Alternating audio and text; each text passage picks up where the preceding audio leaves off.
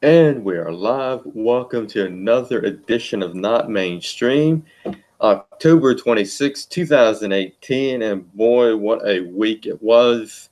So let's go and get started with this whole alleged MAGA bomber that was trending on Twitter for some odd reason because of the whole bias Twitter has against conservatives and Trump supporters alike.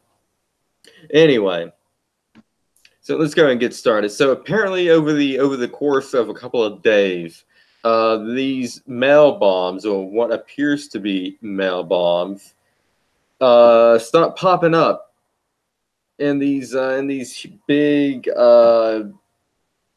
DNC figureheads mailboxes. You got Soros, you got Obama, you got Hillary and Bill, you got Holder, you got Debbie Wasserman Schultz, you got Robert De Niro, you got a long list of people who were basically anti-Trump from the beginning. Actually, a little bit of a correction. Debbie Wasserman Schultz did not get one. Oh, One she of didn't get the one? one of the one of the bombs or the bomb parts that was sent out Mm-hmm. had her address as a return address, so she did not get one. But let's see, the Clintons got one, the Obamas got one. We're talking two former presidents. Like, Yeah. George Soros got one, CNN got one. They decided it was a good idea to open it without checking the contents. Like, hello, could be a daggum bomb in there, you idiots. Now you're going to open up a strange package without checking the contents, having Yeah. security check the contents. And not Duh. only that, they took a photo of the thing and posted on Twitter. Yeah. Let's. Who else got one? Kamala John Harris, Kamala Cory Harris, Cory Booker. Booker, John Brennan, Yeah. um, Joe and Biden, the former vice Joe president. Biden. Joe Biden, he got one. Yeah. Yeah, so all these prominent deep state DNC figureheads got these what appear to be mail bombs and their in their mailboxes, or at least this is what we're told. Okay, because this is going to go by what we're told. And they caught the guy today, and he was in a van with all these pro-Trump stickers on that van and everything. So they caught the guy, and it appears like he was a almost 60-year-old guy, white. I don't know where they get white. He kind of looks Hispanic, Native American to me. Well, his name is Caesar Sayak or something like that. So Yeah. my guess is yes, he is Hispanic, Mm-hmm. or he's from south of the border. Mm-hmm. Um, and yeah, but just because you have a bunch of pro-Trump stickers, it does not mean that you're necessarily a conservative. That Yeah. was too obvious, man. Yeah. It was just, I've never seen anything like it in my life. I mean, personally, I smell a rat. Mm-hmm. Of course. Don't we all?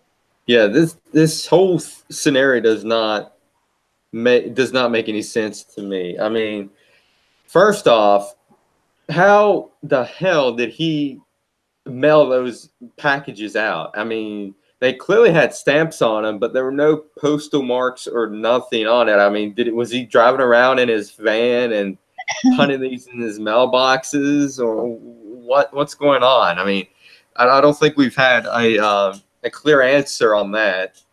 No. And I'm sure you all have seen also where postal workers, actual postal workers, say that those people do not, their mail doesn't come through the regular postal service. It's all sent to the Secret Service, and then the Secret Service um, delivers it or carries it to them or whatever. Well, supposedly he was living They in don't that have van. home delivery like we do. Supposedly he was living in that van. Which was he down by the river? I live in a van down by the river. That was a I, darn nice. That was a nice van. Back when Saturday Night Live was funny. Uh, that was a darn nice van to not have any money for a home. Mm-hmm. You Yeah. know, did he happen to have $20,000? Spend it all on the van, and now he's homeless. Yeah, I mean, gosh. this does not make any sense at all. And the No. dude had like a list of priors from here to Chicago. I mean, this is nothing new to the dude. I mean, he's not sent out mail bombs before, but he's did some threats in the past. And here's the thing: if he isn't a plant, I don't believe he should have done that at all. I mean, here's the thing. They try to blame Trump for all this for some God knows reason. I mean, Trump's not going out there and say, "Hey guys, send mail bombs to Hillary Clinton at his rallies." I mean, it's just not happening. All right, Trump is not fueling this. This is the mainstream media. This has nothing to do with the president. No. Of course, there's going to be the obvious. I mean, the fake news and the left and the Democrats. I mean, we had Adam Schiff for brains and the governor of New York, Andrew Cuomo, both on television, blaming Trump. Mm-hmm. Hey, both of you, I got something for you to blame right here. Right here. I got something for you to blame. Yeah, I mean, it's the media that keeps fueling this. They're taking the gasoline and putting it on the fire. I mean, what else? And here's the thing: that was their plan all along, was to get some nut job out there to deliver some type of explosive device or to shoot someone up, so they can blame Trump for all this. And here's the thing: I don't think this dude. I think he probably did do it, but I don't think he did.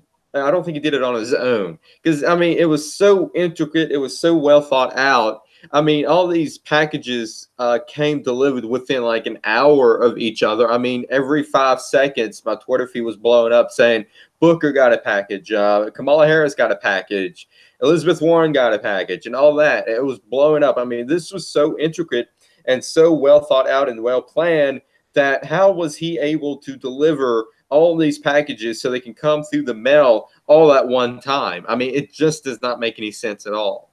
Well, also think about this. They were not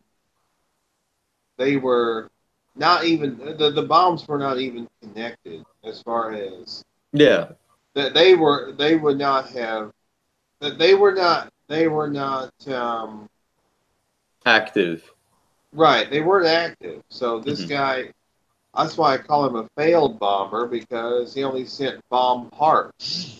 Yeah. Maybe he thought if he sent different parts of a bomb to each person, then the next time they got together all in one place, it would magically put itself together and blow up. I mean, this dude is a horrible bomber. Thank God, because if one of those packages exploded up, we would never ever hear the end of this, because they'd be blaming Trump left and right because of this, and they still are. I mean, there's no doubt about it. They still are blaming Trump for this. I'm not a big fan of any of the individuals that got the bomb parts. Mm-hmm. Yeah, I think we can all agree that. But I'm glad that they weren't hurt. I'm glad that they were not hurt. I think all of us can agree that we don't like any of those individuals, but we don't like them enough for them to wish they were blown up or killed or harmed in any sort of way. Wish that. No. The only thing I want them is to get locked up and prosecuted and have the court of law, take care of it. That's the only thing, is them to get locked up. Well, they won't. And if they do, it won't be for long. Then it'll be at a big fancy schmancy or prison. It'd be some kind of, minimum security place where they can go in and out.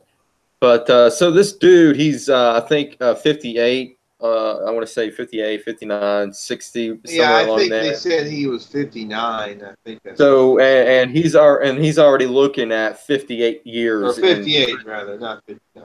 And that's well, whatever. I mean that's they said 58. So. Yeah.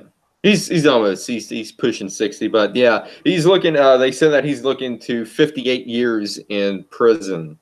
So yeah, absolutely. He'll probably shoot himself in the back of the head twice.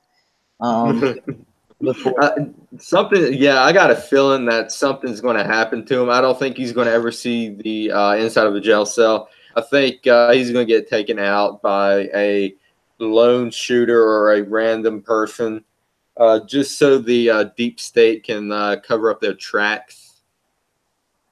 Because this whole thing is like planned 100%. He's not the only one in on this. I can guarantee you this.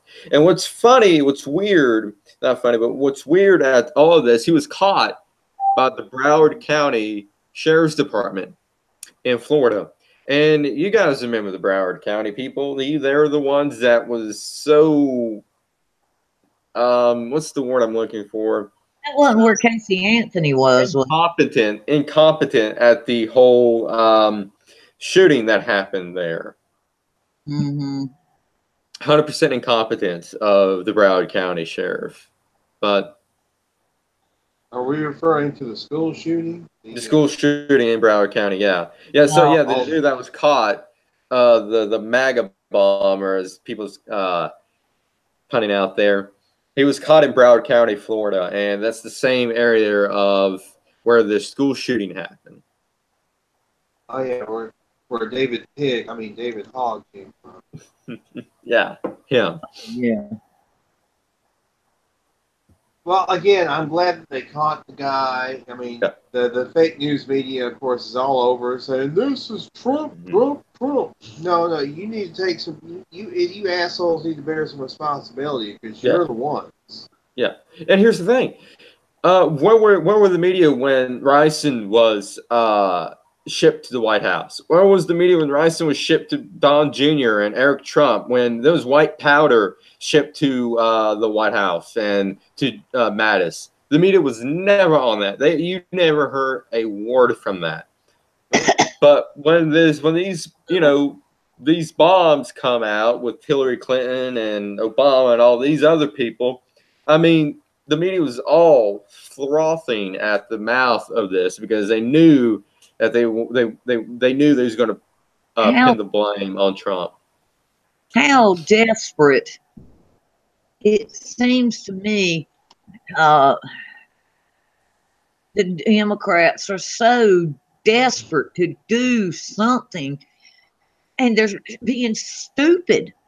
It's like a kid standing there with cookie crumbs around their mouth, and you say, "Did you steal a cookie?" And they say, "No." It's that obvious. Yeah. It's like, are you people, how are you going to run a socialist country if you don't have enough sense to even pull these stupid things off? Or you keep doing it until it's overdone, and now you're crying wolf and nobody believes you anymore. Oh yeah, Maxine Waters was also another recipient of some bomb parts. I almost forgot about that. Man. Yeah, Maxine Waters. Yeah, it's like almost like 50% of the DNC people got these bombs or appear to be for these.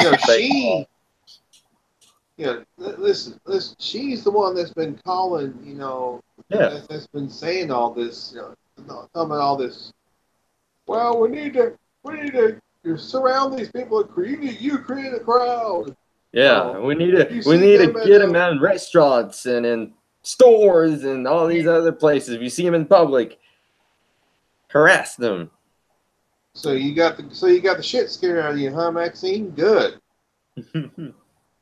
Yeah, she probably knew it was coming. Yeah, I I think what happened I'm is just just saying, due to I have, you know, capacity. I'm glad she didn't get hurt, but I have no sympathy for her. I mean, Yeah. I have no sympathy for her. I mean, at least she got at least, you know, if she can get the shit scared out of her, you know, I don't want her to get hurt, but Hmm. thankfully, Yeah. all this was A big scare tactic. yeah, bomb parts. Yep. But you But know, again, hmm and I know some leftists go, "Oh, how dare he say that?" what about all the harassment that Trump supporters has gotten over the past 2 years? Mm-hmm. And, Yeah. and what about all the times the media, promoted it and promote Antifa and promoted all these other groups that's harassing Trump supporters? What about The, that? I mean, you don't hear anything about that. But it's only bad when, right wingers do it. Left uh, wingers is okay, but right wingers, nope, can't do that, can't have it. Obama is speaking live now. Would we all like to stop and go over and see what he has to say? I can Nope. sum it up. I did this. I did this. I did this. I did this. Me did this. Me. I. That's his Yep. whole speech. Yep. Yeah. That's the summary of his whole speech. Yeah. Yep. And Donald Trump caused this. Donald Trump's rhetoric caused this. I Well, here, imagine that'll be Yep. something else he'll mention in his Mhm. speech. That's the only thing he won't take credit for. Yeah. I've I've always said we Mhm. um in accord with my husband, my son, we Mhm. we need this or Mm-hmm. we need to do that or we Mhm. feel this way and now of course sometimes I say I me, but Trump Obama has always been I me, And and he's a narcissist. Trump is a we Mhm. person. Let's do this. We need to do this. We're going to do this. You Mhm. know, That's because Obama's a narcissist. He doesn't care about anybody but himself. He's a Yeah. freaking narcissist. Mhm. he is truly So God. he was But like that. He was like that when he was president. He's still like that. yeah.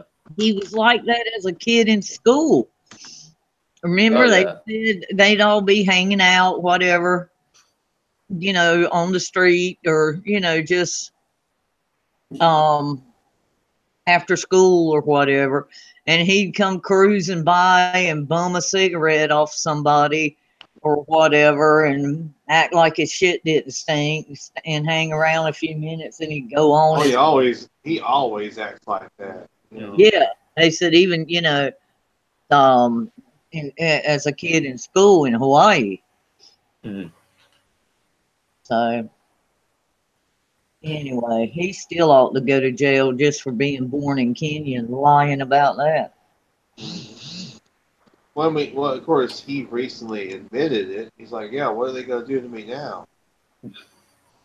Yeah, that's the Exactly. point. They can't do anything now. He was not even eligible to start with. And No, unless they take it to the Supreme Court and for them to decide to overturn any policy that he made, then that's probably the only way they can do anything about it. yeah, well, Trump's undone right many already. Yeah. You know. But the thing that I've been seeing most on Facebook and Twitter is that people is actually questioning the whole story of this. And this is something that I would have never seen in the last 10 years. 10 years, people questioning a story like this. And it shows how much people trusts trust little in the mainstream media and the government has little trust in either of those territories. And I'm actually glad that I've seen multiple people question this story because a lot of these stories needs to be questioned because Yeah, because I mean, it's you know, it's sad that something like this.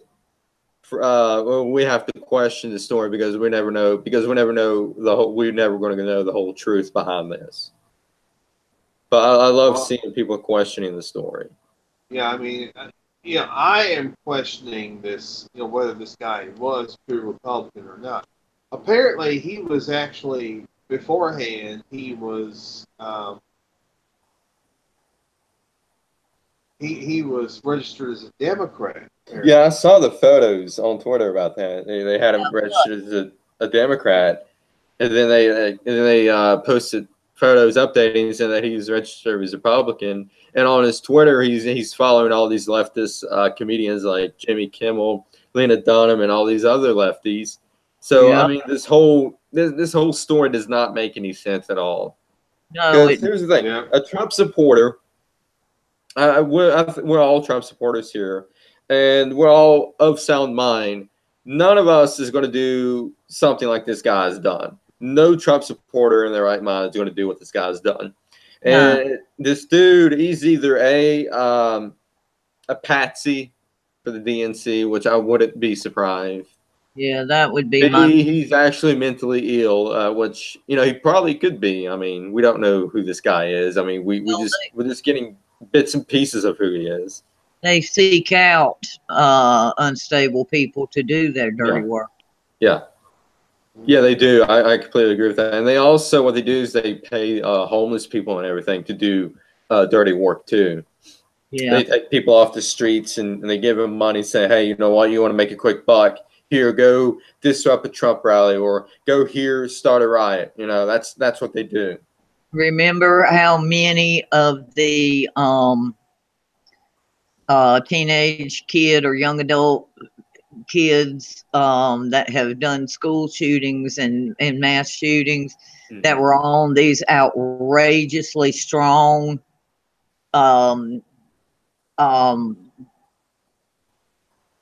I don't know what word I'm not looking for psychotic. I'm looking for on these strong mental drugs. Antidepressants.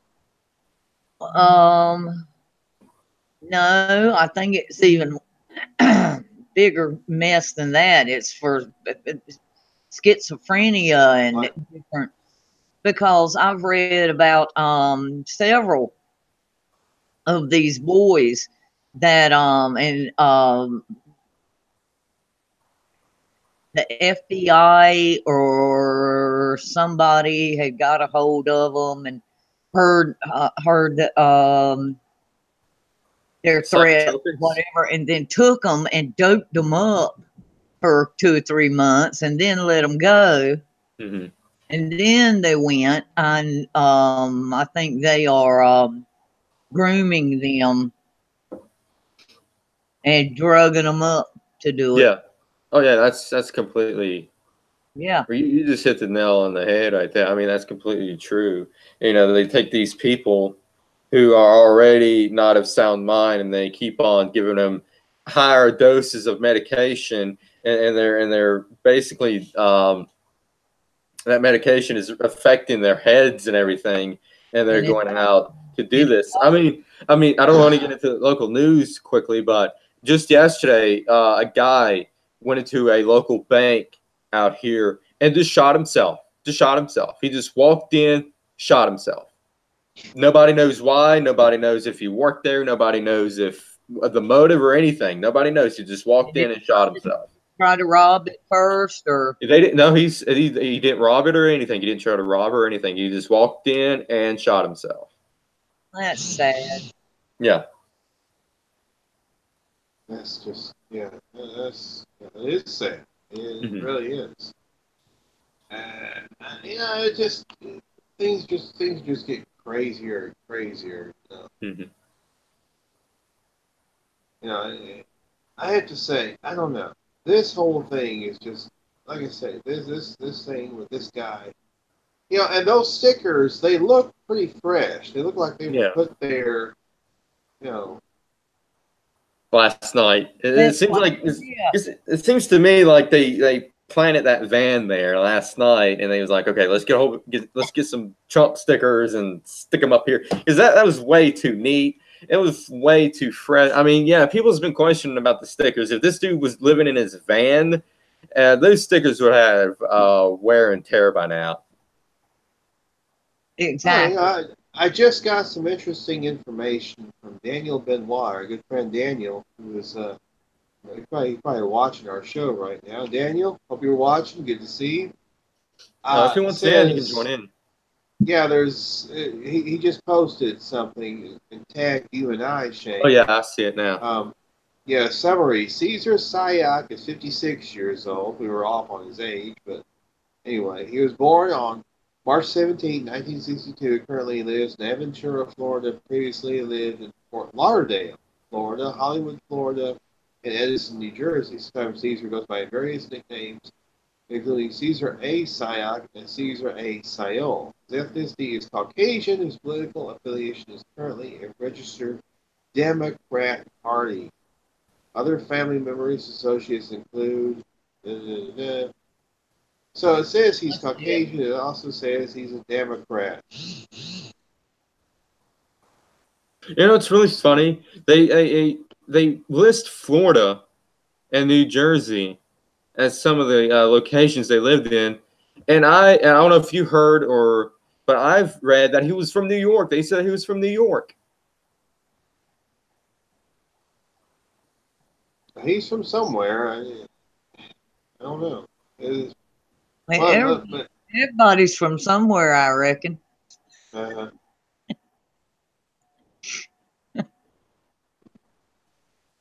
mean, is he registered to vote in New York? Is he registered to vote in Florida? Yeah, it seems to me like he's everywhere I imagine everywhere he's lived, he's probably registered to vote everywhere he lived. Well, the Democrats will decide what their story is. If you guys scroll down in that comment section, it's the whole thing's been altered. If you look at the timestamps of the first one where it says in the Democratic Party it has 1756, and then an hour later at 1802 they said Republican Party. So it's been altered. Now, isn't that interesting? Isn't it?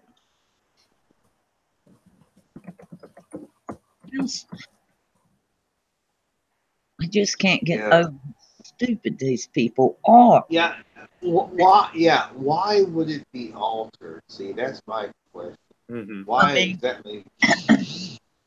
The voters they already have mostly are gonna stick with them, and the voters they don't have, all the ones turning over to conservative, and all the ones already conservative, they're not going back. They're not going to win any more back.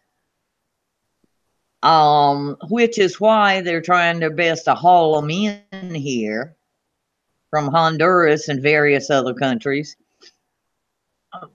I don't. Yeah. Well, we'll get to that. We'll get to the caravan. Yeah. I don't understand how they think anybody is going to believe it. I don't know. It's just I don't get it either, because the thing is that the deep state, the deep state we can call it, is old and out of touch, because there's internet now. People's going on Twitter, they're going on Facebook, they're spreading this information that we're getting around, and Twitter and Facebook and YouTube are having a hard time trying to suppress it, even though they're doing a damn good job at suppressing the information. It's still getting out there. They can't suppress it enough, right? And people still questioning it. Like I stated before, I'm glad people's questioning this story. They're questioning this story.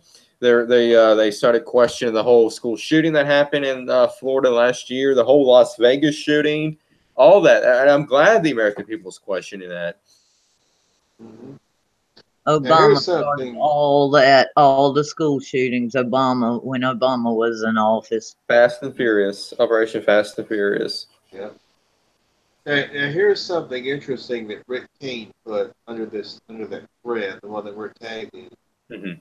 Lots of people commenting from that area saying stickers and papers like that in the windows would be faded in a week. Those are all brand new. Don't know what that might mean, but he was a Democrat. Facebook erased all his stuff within minutes. Oh yeah, that's exactly what they're doing. Facebook, yeah, like I said, Facebook is erasing its stuff. Twitter's erasing its stuff. Let me pull up this Breitbart article about the guy and who's who they wrote an article about him, and let me see if I can find it. If I can find anything.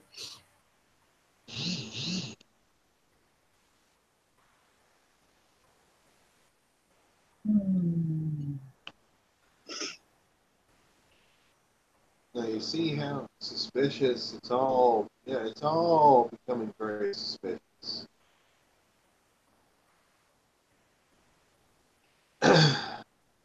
Yeah, I just wow.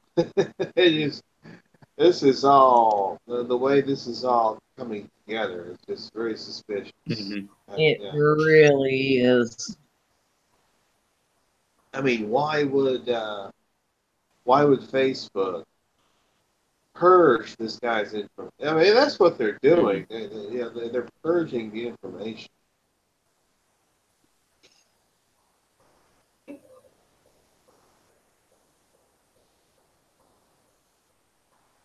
Phew. I cannot get this place at the right temperature. I'm either too hot or too cold. I'm not seeing any information that's groundbreaking about this dude in this article.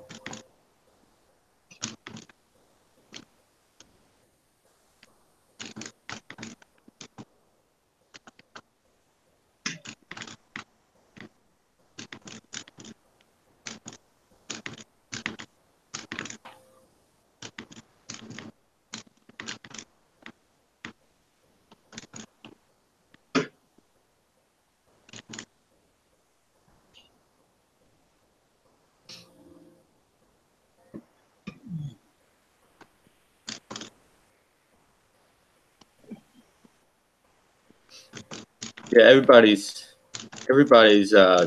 doing their own investigating, and that brings up another good point. People is doing their own investigative work into this guy. I mean, all you gotta do is type the dude's name in Google, and 1,000 stuff will pop up. Yeah. And they're doing their own investigation. They're doing their own home journalist investigation. Their own because they don't trust the mainstream media anymore. So why watch CNN to get your information when you can go on the computer and research it yourself and find out what who this dude really is? I mean, that's another thing of why people's not trusting mainstream media anymore. Yeah, but the college kids aren't that smart. They can research Napoleon and write a paper about it, but they can't, go on and see what the left and the right have been doing. Do they even write papers anymore, or do they whine about it until the professors told them that it happened? That's probably what they do. That's probably what they do. So let's see here. I'm trying to think if there's any more stuff about, because I think we covered the main points of what's happened in this 24-hour period. So let's go ahead and go to another story that's been blowing up. And this deals with the creepy porn lawyer, Michael Avenatti. Oh, yes. So we discussed last week how Horseface has to pay Trump now. Well, Michael Avenatti lost his own lawsuit, and he's got to pay back a guy $4.6 some $1 million. So that's great. And then not only that, there's an article from Breitbart that says, and again, this is why people don't trust the mainstream media. NBC News hid information that would have cleared Brett Kavanaugh of Avenatti rape allegations. So if you guys remember, if you guys remember a while back fake news. when news. Brett Hiding Kavanaugh, information. yeah, when Brett Kavanaugh was getting confirmed, Michael Avenatti came out and said that he would run some gangbangs and rape women in these parties. Well, NBC, and I'm going to read this article to you. It's going to be lengthy, but this is really important. NBC News deliberately hid vital information that would have helped clear Brett Kavanaugh of the serial rape allegations by Julie Sweetnick and her attorney Michael Avenatti leveled against him. On September 16th, Kavanaugh and his loved ones dropped into a pit of hell due to allegations of sexual assault from Christine Blasey Ford. Although her story quickly fell apart during public testimony for the 3+ weeks that would follow, in an effort to derail his confirmation, Democrats and their allies in the establishment media did everything in their power to personally destroy this man as a drunken serial rapist. Well, NBC News and Michael Avenatti played a huge role in this obscene smear campaign. One notable example was NBC breathlessly publishing and airing an assault allegation against Kavanaugh that was quickly exposed as a hoax. NBC did not even bother to independently corroborate this allegation prior to airing it. A Democrat handed NBC the smear, and NBC ran with it. To make matters worse, we all know now that NBC News withheld crucial information that undetermined the allegations made by Sweetnick, the Avenatti client, who accused a high school-age Kavanaugh of spiking punch bowls at house parties so he and his buddies could engage in serial rapes. And we know NBC deliberately withheld this crucial information because NBC now is admitting they have this information all the way back on September 30th. On September 30th, a week prior to Kavanaugh's confirmation, during the most intense days of the scandal when Kavanaugh's confirmation was still very much in doubt, here's what NBC did not want the public to know. If you recalled, although he withheld the name, Avenatti tweeted out a sworn statement from a woman who backed up Sweetnick's outrageous rape allegations. In her statement, this second woman swore that she, too, had witnessed Kavanaugh spike punch bowls and take sexual advance of girls. Well, unbeknownst to us, NBC interviewed this anonymous witness on September 30th, and she recanted. But only now NBC News is bothering to report this bombshell. This is from NBC News. Referring to the Kavanaugh spike in the punch, I didn't ever think it was Brett, the woman said to reporters on the phone in an interview arranged by Avenatti on September 30th after repeating requests to speak with other witnesses who might corroborate Sweetnick's claims. When asked on the phone interview if she ever witnessed Kavanaugh act inappropriately towards girls, the woman replied, no. Well, it gets worse. On October 3rd, NBC News again spoke to this woman this time. She all but accused Avenatti of fabricating her statement. And this is from the NBC interview. Reached by the phone independently from Avenatti on October 3rd, the woman says she only skimmed the declaration. After reviewing the statement, she wrote in a text on November 4th to NBC News, "It is incorrect that I saw Brett spike the punch. I didn't see anyone spike the punch. It was very clear with Michael Avenatti from day one. When pressed about the abusive behavior towards girls, she wrote in the text, I would not ever allow anyone to be abusive in my presence, male or female." And now we come to the conclusion, going on with the Breitbart article. When asked about the total contradiction between his client's source statement and what she told NBC after No Longer Matters, NBC now informs us at one point, in an apparent effort to thwart the reporting process, Avenatti added in the phone call, "How about this on the background? It's not the same woman. What are you going to do with that?" So Avenatti's witness, the woman he brought forward, forward to bolster the Sweetnick serial rape claim, totally recanted to NBC News, and NBC News hid this until now. Moreover, NBC News believed Kavanaugh's chief tormentor, Avenatti, was attempting to thwart the reporting process. And NBC also chose to hide this information until long after it mattered. So what we have here is an NBC News eager to publish completely unfounded allegations of sexual assault against Brett Kavanaugh. If that's the phone, you can go ahead and take that. No, it's fine. It's okay. Nothing important. All right. Yeah, I just got one more paragraph. NBC, it's nothing but crap. I mean, what do you expect? Yeah. Yeah. And it had no effect either. He was confirmed and everything. But speaking of Michael Avenatti, him and that Sweetnick person, by the order of Chuck Grassley, is being interviewed for potential violation of the law. So that's going to be quite interesting to see what comes of that. Yep. She's a lying bitch. She is. I mean, let's just be honest.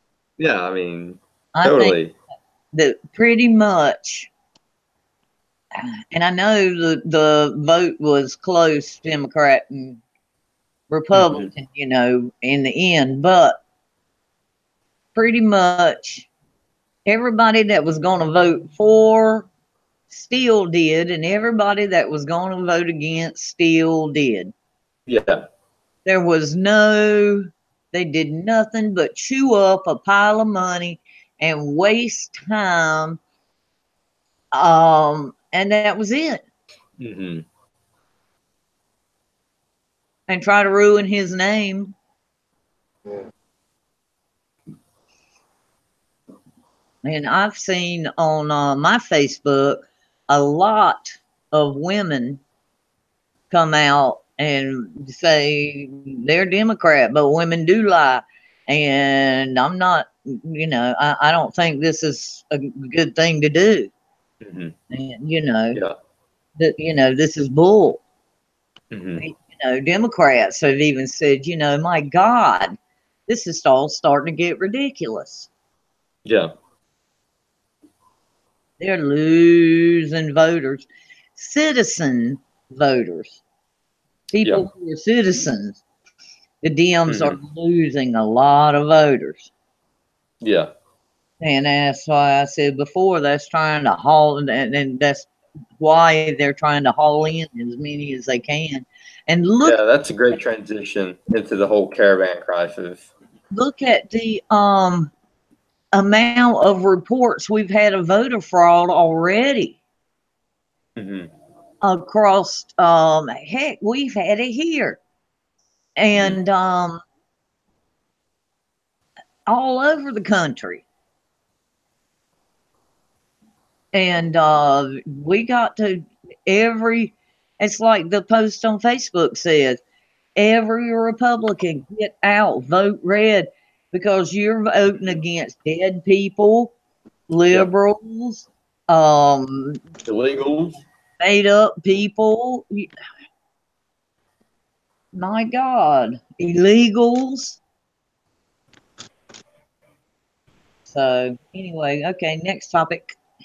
Yeah, the whole caravan. I mean, they're still coming. So President Trump ordered Mattis to have 800 troops on the ground at the border to prevent these people from coming in. And you know, it's going to take a lot than just 800 troops. I mean, they need the entire military there. Well, I think more will go. How far are they from the border? How far do y'all know? I don't think they even hit Mexico yet. I thought they were stuck in Mexico. Yeah, I'm not sure if they. That's when Mexico was fighting. Yeah. Mexico tried to fight them off. They were coming in, not going out. They were, and Mexico finally gave up and just let them in. I think what happened was they tore down the wall between Guatemala and Mexico, and that's how they got in. Because I saw a video of that. Yeah, and I did too. Well, I know I saw a video of Mexican police trying to fight them back. And I saw that who is the president of Mexico now?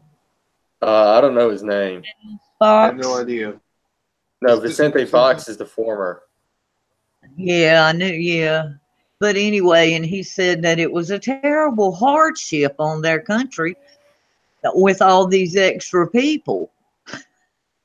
Mhm. So I No, said, the "Look, hardship would be letting them into this yeah, country. see how it feels. You let your people run over here and make a hardship on us, but somebody wants to put on you, and you're crying." Mhm.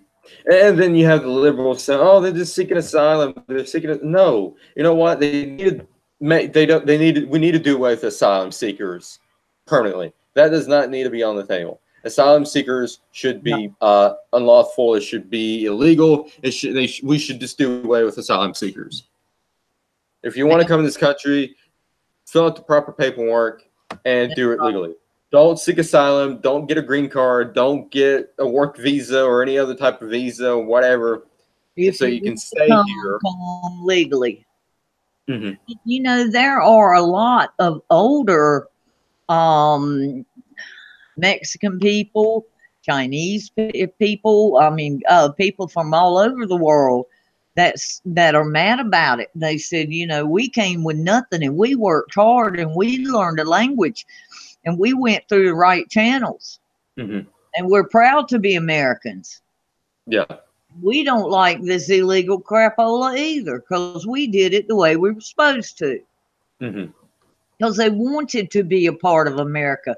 These Mm-hmm. people are just taken out. They just want to take over America. Yeah. What are all these people going to do when the Muslims decide they've got rid of all of us and now they're going to get rid of all of them? Mm-hmm. Because the Muslims are sweet talking people. Yeah. And the Muslims are going to kill them people. Muslims Mm-hmm. kill Hillary Clinton right now. They would if it wasn't in their best interest to keep her to help get Sharia law. Mm-hmm. I'm not living under Sharia law. Oh yeah, I completely agree with you. Oh God. And I can't believe the women who are backing my They're brainwashed. They're and brainwashed. gay people who are backing Sharia law. Do they know what they're asking for? They're brainwashed. They're brainwashed. I would feel terrible if, well, I guess I wouldn't because I would be too stupid to know. I was going to say I would feel terrible if I was that stupid. Then I could be brainwashed that easily. And then I thought, well, no, if I was that stupid, I wouldn't realize I was stupid. So I guess I wouldn't feel bad for And Yeah. just okay. I saw some of the footage last weekend on the news, the local news, because they were reporting on national news. Yeah, and they were jumping in the freaking river. Mm-hmm. They were jumping in the river. It's like, hello, stupid. You know, they do have the Border Patrol does have boats. Mm-hmm. If they choose, it's like this. If they choose to not let you in, jumping in the river is not going to help. I got news for you. Have they gone to these countries and said, give us all your retarded and mean people? I mean, retarded is a good word to use today, and I didn't mean that, but, you know, are they cleaning out their prisons? I wouldn't be surprised. I wouldn't be surprised. I know. I don't know. But okay, we have a new topic? We on the Hondurans. Let's see here. Let's see here.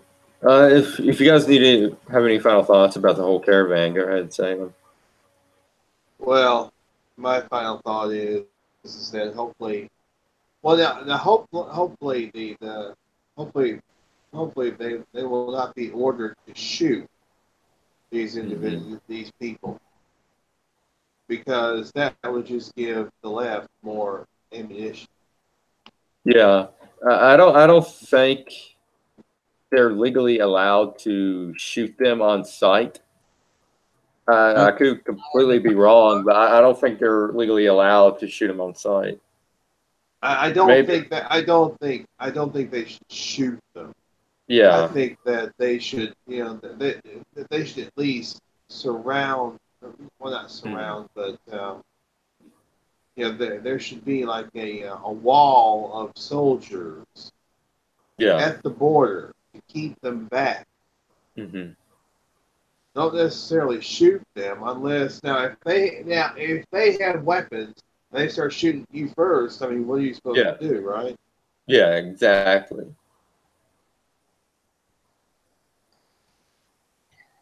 Well, that's what I have been wondering through this mess. Why? I mean, what? Okay, so we send troops to the border. We close the border. hmm We send troops to the border. What in the hell can we do without killing them to keep them out of the country? Well, there's ways to keep them out without having to kill them. I don't think you need to kill them. hmm Again, there are ways to keep them out. I mean, I don't want to kill them either. Yeah. But how do we keep them out without killing them? The first thing should be revoke the funding that we give Mexico, that we give Guatemala, we give all these other, countries. We need to revoke their the funding. Didn't Trump do that? Yeah, he started the process of that. He needs to finish it. Yeah.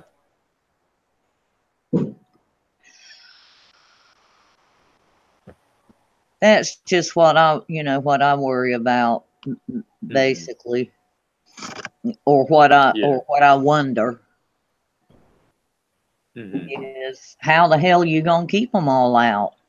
You got 7 or 10,000 people, and they've said 3/4 or more are 18 to 25, 18 to 35. Very few women and children, and there's like 6 different countries or something. There's bands of people in there, and I don't know. It worries me. Not horribly so yet, but it I got a 15-year-old son. But if they did reinstitute the draft, he wouldn't have to go because he is the last Pelt male. So do they still have that rule to keep? I don't know. To keep the family name going? You can't take. I don't know if they have a rule. I think it just depends on the level of the war. If it's like extreme and if it's like, they're short on people and they need people to go, I think then that's when he has to go. But other than that, I don't know if they have that rule about if he's the last male or the family and to keep the name. I don't know if that law is still in place or not. Well, wasn't that what Saving Private Ryan was about? Was getting him out because his brothers had both been killed. I haven't watched that movie, to be honest with you. I hadn't watched it in 10 or 12 years, but they're supposed to leave one male so you have a chance to carry on the family name. Hmm. And James is the only one left. Henry, you know anything about this? I don't know. I have no idea. That'd be something to do. I mean, Search. you can enlist if you want to, but I don't think you have to. You have to sign up for the selective service as soon as you turn 18. Yeah. That's mandatory. Yeah, it is. That is mandatory. Is it still? Yeah, it's still I mandatory. imagine so. But the draft is not up and running right now. Right. Well, we don't need it right now. Yeah, because we're not in war. Right. No. So yeah, the draft is not up and running. But you still have to sign up for the selective service when you turn 18. That's the law. I knew it used to be. Because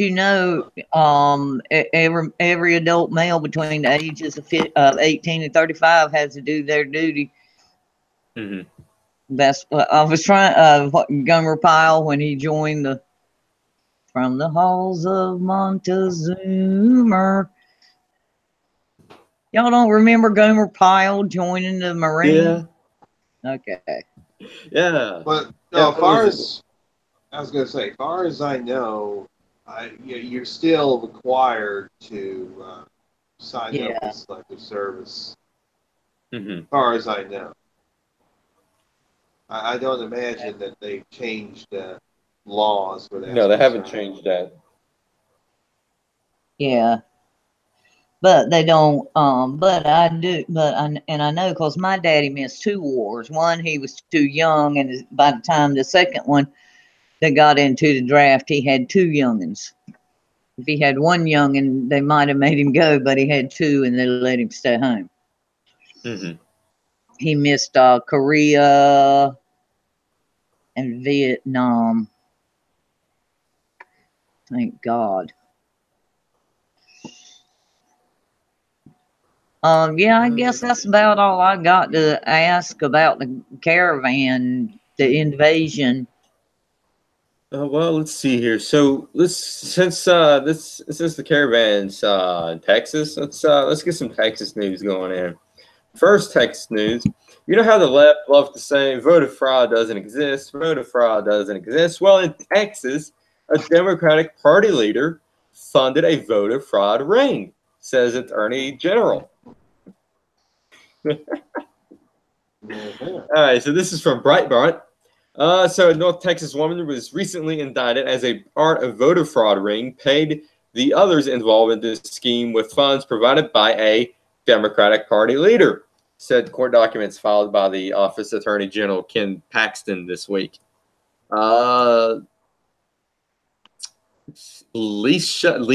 Leticia Sanchez was charged with 17 felony counts of voter fraud following an investigation by Paxton's office. Sanchez, 57, allegedly paid her co-defenders to target elderly voters in select northern Fort Worth precincts in the 2016 March Democratic Party primary election to affect the outcome of certain down-ballot candidate races. The state's newly filed notice of intent to introduce evidence in the Sanchez criminal case alleged that Stuart Clegg, then Tarrant County Democratic Party executive director, funded the alleged voter fraud ring's criminal activities. Breitbart obtained court documents in which stated after learning the state police investigation were in Tarrant County, interviewing voters and members of her vote harvesting group, Sanchez sent a text message to her daughter, conveying a message from Sanchez and Stuart Clegg that the others involved in the ring should not cooperate with investigators. The message, written in Spanish, told her daughter to advise immediately that the group of malicious people were investigating our work and our boss, Mr. Stewart. She also advised them that a lawyer was in charge of the matter, and they should tell the lawyer immediately if they were approached by anyone with questions. Let's see here.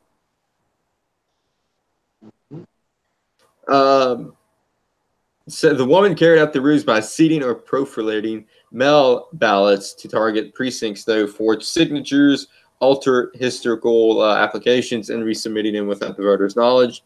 Sanchez was one of 4 women indicted on a cumulative of 30 counts of voter fraud. Tipichin,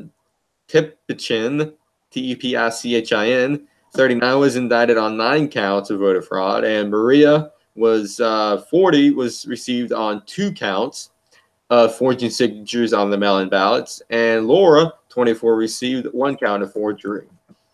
So yeah, I'll put this article in the description below to you guys read this. So yeah, voter fraud doesn't exist, complete made up, it's a myth, and yet Rampant. they got caught. It's rampant. It is rampant. It is rampant. Yeah. It is rampant. And then I don't know how they get that. If you have to show ID, that's voter suppression, racism. It's not. Oh my gosh! I mean, just give me a break here. Oh yeah, that's one of their big rallying cries now. Yeah. The left. Yeah. Oh, it's racist if you want voter ID. Grandma can't get ID. Well, Grandma's got to have it to get Medicare. Yeah. And I mean, they're claiming that blacks are being suppressed. No, they're not being suppressed. Mm-mm.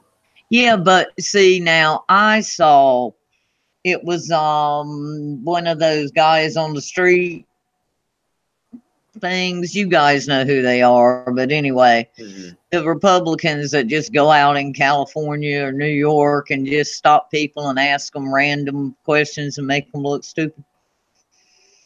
And there was a white girl, I would say college age, and he said, why, I don't remember exactly, but basically paraphrasing, he said, why do you think voter ID is racist?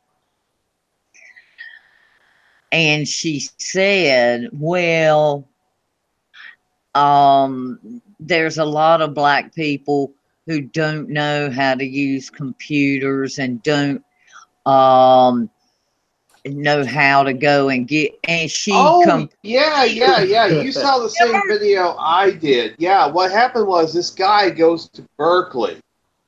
Yeah. Which is, this guy goes to Berkeley. Ami Horowitz was the guy's name. Oh, and okay. he's talking to these college he does videos like Mark Dice, right? Yeah. He goes around and talks. I've seen that one. Yeah. So he goes and he asks, all these college age students, is voter suppression racist? Oh yeah, it's racist. All these college age kids, yeah, it's racist. And they said, well, blacks don't know how to use computers. They don't know how to use the internet. They don't know how to do this. They may not have the money for this, or they totally, I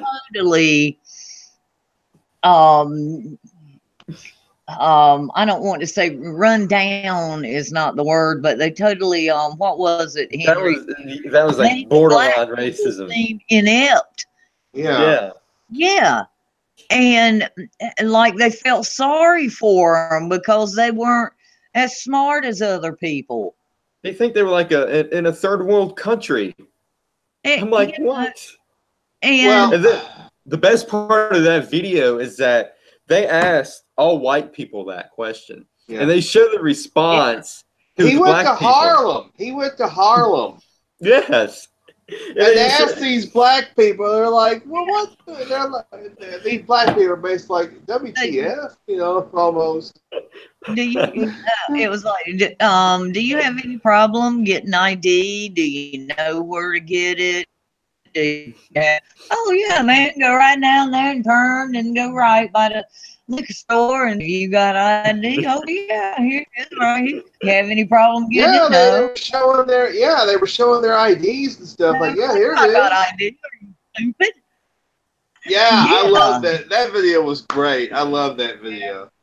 That I'm was gonna a have to great find really that was. video and share that again. I'm gonna have to find that video and share that because that was a good video. It was Loved good. It was really I good. watched it. Yeah. I think Because, like I there said, was he two. goes to Harlem. He asks black people, do you Yeah. have ID? Do you know how to use ID? Do you know where the DMV is?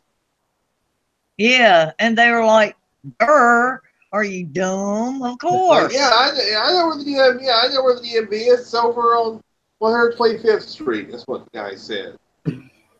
Yeah. Oh my God! And it shows how uneducated these liberals are. They think they're educated. They think they're better than you. They're all snobby and attitude and everything. It's like you guys are so uneducated that you think that people in Harlem is from a third world country that can't get internet and they can't find where the ID is or the DMV is. And it's like, how stupid can you get? Yeah, You have to have ID to do everything. You have to have ID to get food stamps. Yeah. Now, you telling me that everybody that gets food stamps don't know, if they know how to get food stamps, they know how to, they've got a license, they've got an ID to start with. One guy on YouTube made the point. He said, if they have to have ID to go to the Social Security office, or if they have to have ID, to go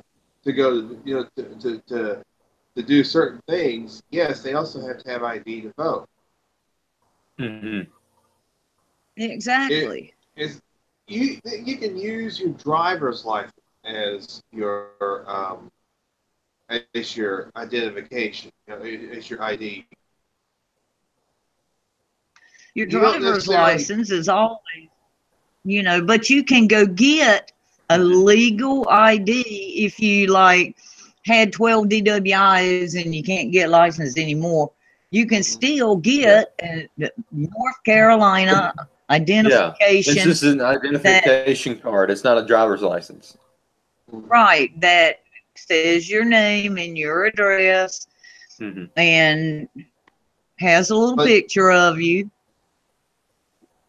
But when you go to vote, you can use, when they ask for your ID, you can show them your driver's license. They'll say, yeah, okay. No problem. Well, that's it. And I guarantee, most blacks are going to have a driver's license. So even if they don't get an actual picture ID, they got the driver's license. They can show that to the poll workers. Say, hey, Well, even grandma, somebody can take grandma into town and sit her down in the chair and take her picture and get her an ID with her name and address. What if somebody broke in and killed her and there was no family nearby? How would they know who the hell she was if they didn't look in her pocketbook? But then now I heard, or I saw on Facebook this week, maybe y'all did too, that some of the Native American tribes are fussing because a whole bunch will live up a road, but then they don't have mailboxes, they have P.O. boxes. I haven't seen that. And so it's harder for somehow or another, there are no physical addresses out there. Like even when I got my mail at the post office, I had a physical address, but they're saying that a lot of places they don't. So it is hard for them to get ID in that, but still they gotta have driver's license and stuff, and driver's license is basically your ID. Yeah. As I said, you can use your driver's license as your ID. Yeah. In some situations. So Every situation. Yeah, I mean, I driver's don't license have is an ID, and if you don't have a driver's license, you can get an identification card. That's not a driver's license, but it still has some identification that it is you on that card. That is you. It is a legal Mm-hmm. document, so to speak, that says this is, and it's got your little picture on it. Mm-hmm. Yeah. Well, And it even has on there. It even has on there not a driver's license too, not a driver's license. Because I had one when I was like 12.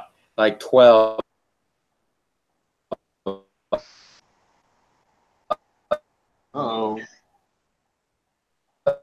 Uh-oh. We're losing Shane.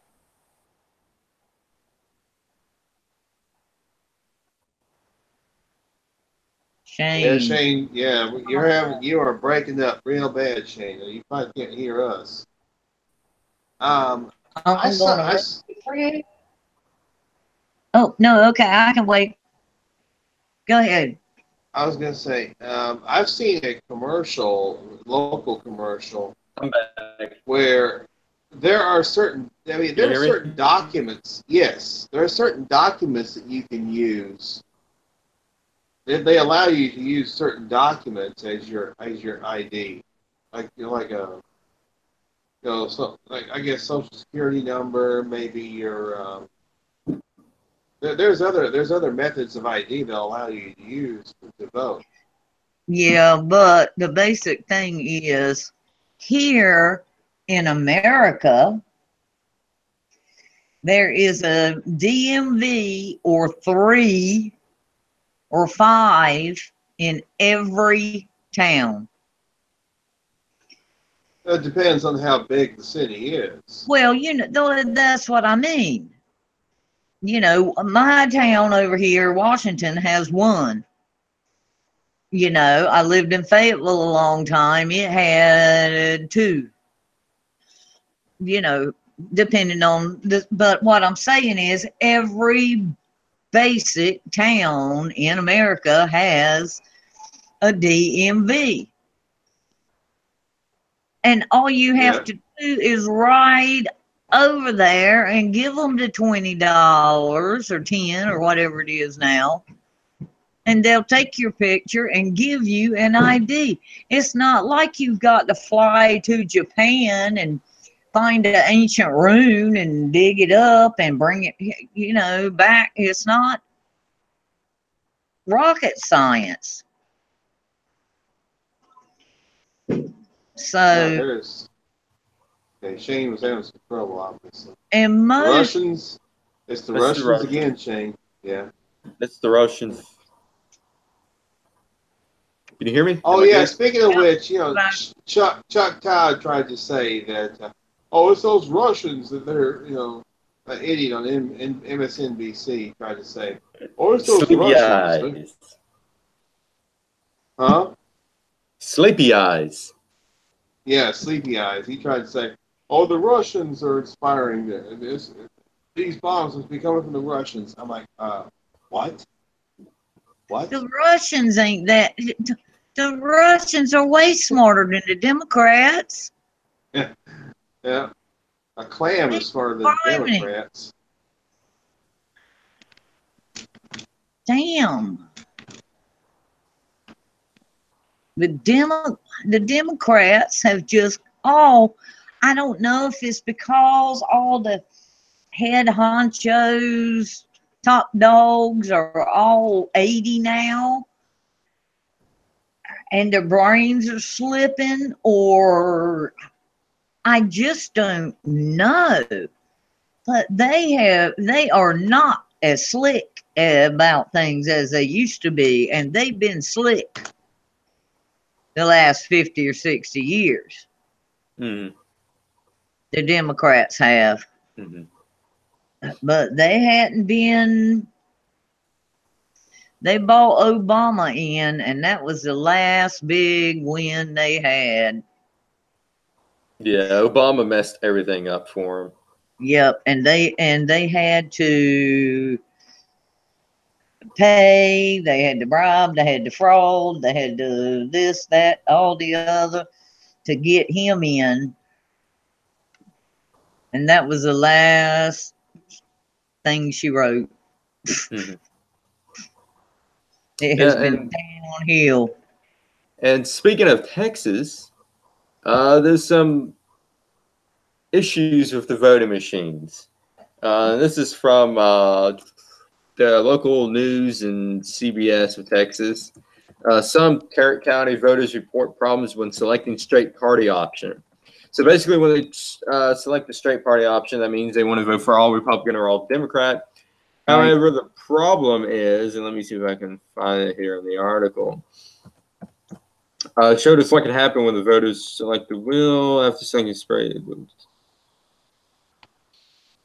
I'm trying to see what the problem is. I think what the problem is, and what they're suggesting that the problem is that when they select the straight party option, it's not voting for the party they want. And so they're just explaining to the viewer how to go back and look at the votes that you put in for, which is a big red alert there is, yeah, you definitely need to go and double check the votes before you press that submit button. You know, it's like a test. It's like a test. You know, double check your answers before you submit it. So, yeah. At least they're telling people Mm-hmm. to check, because in the past we have had a lot of problems with voting machines. You vote all Republican and it turns it to Democrat. Mm-hmm. And so apparently this isn't just doing one or the other, it's changing. Mm-hmm. It could change your Democrat vote to Republican or vice versa. Yeah. Or And it's not even putting the vote in at all. It's just leaving it blank. Yeah. Damn, I'd rather have that than vote for the wrong one. Nib out. But there was a post today and yesterday, I think I saw it, about the the model, different models of the model of the machine that is supposedly malfunctioning, and whatever the Maxo, I don't know. But supposedly all these machines are owned by George Soros. Mm-hmm. And it gave a list of the states that these machines are predominantly used in. And at first, and North Carolina wasn't on the list, and I said, whew, thank goodness for that. And then in just a minute, I said, oh my God, but think about all the damn states it is used in. Mm-hmm. You know, because I want to look out for North Carolina and what we're doing and what I think we should be or shouldn't be or whatever. But then I thought, man, because it was, I don't know, 14, 18 states. I don't know. It was a nice list. And of machines he owned. And you know damn well that ain't on the level. Mm-hmm. Yeah. That worries me. We have the Diebold machines, and we got those. We first started getting those in, I guess it was 2004. They've been, because the ones the voting machines that we had were the old, where it was a booth. You go in there and you pull the lever. It closes the curtains. So you had a level of privacy. Mm-hmm. And you flip the little levers. That's how you voted. You flip these Mm-hmm. little levers in the inside the booth, and then After you're finished, you just pull the big lever. It opens the curtains, and you're done. Mm-hmm. That was the voting machines. Those were the voting machines we had. Mm-hmm. Yeah, and then you had those the paper ballots where you punch a hole through. You have those. I mean, they need to go back to that instead of these electronic machines because there's so many problems with them. They're easy to hack and everything in between. I mean, it just need to go back to simple pen and paper or pencil and paper or lever or punching a hole through a piece of paper. I mean, have we been have we as a society are so dumb? The hanging chads down in Florida. Yeah. 2000. Well, everybody's in such a damn hurry. You know, like when Trump got elected, by what, 12-1 in the morning, we knew he had won. People can't wait 2 or 3 days for ballots to be counted. Where I live, we have, you come in, you check in, they find your name, your address, they know me. I don't need ID, but I take it. But like I said, I think I said the other week, one's my first cousin, one was my school teacher.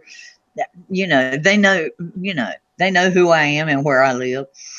But they give us a paper ballot for Republican or Democrat.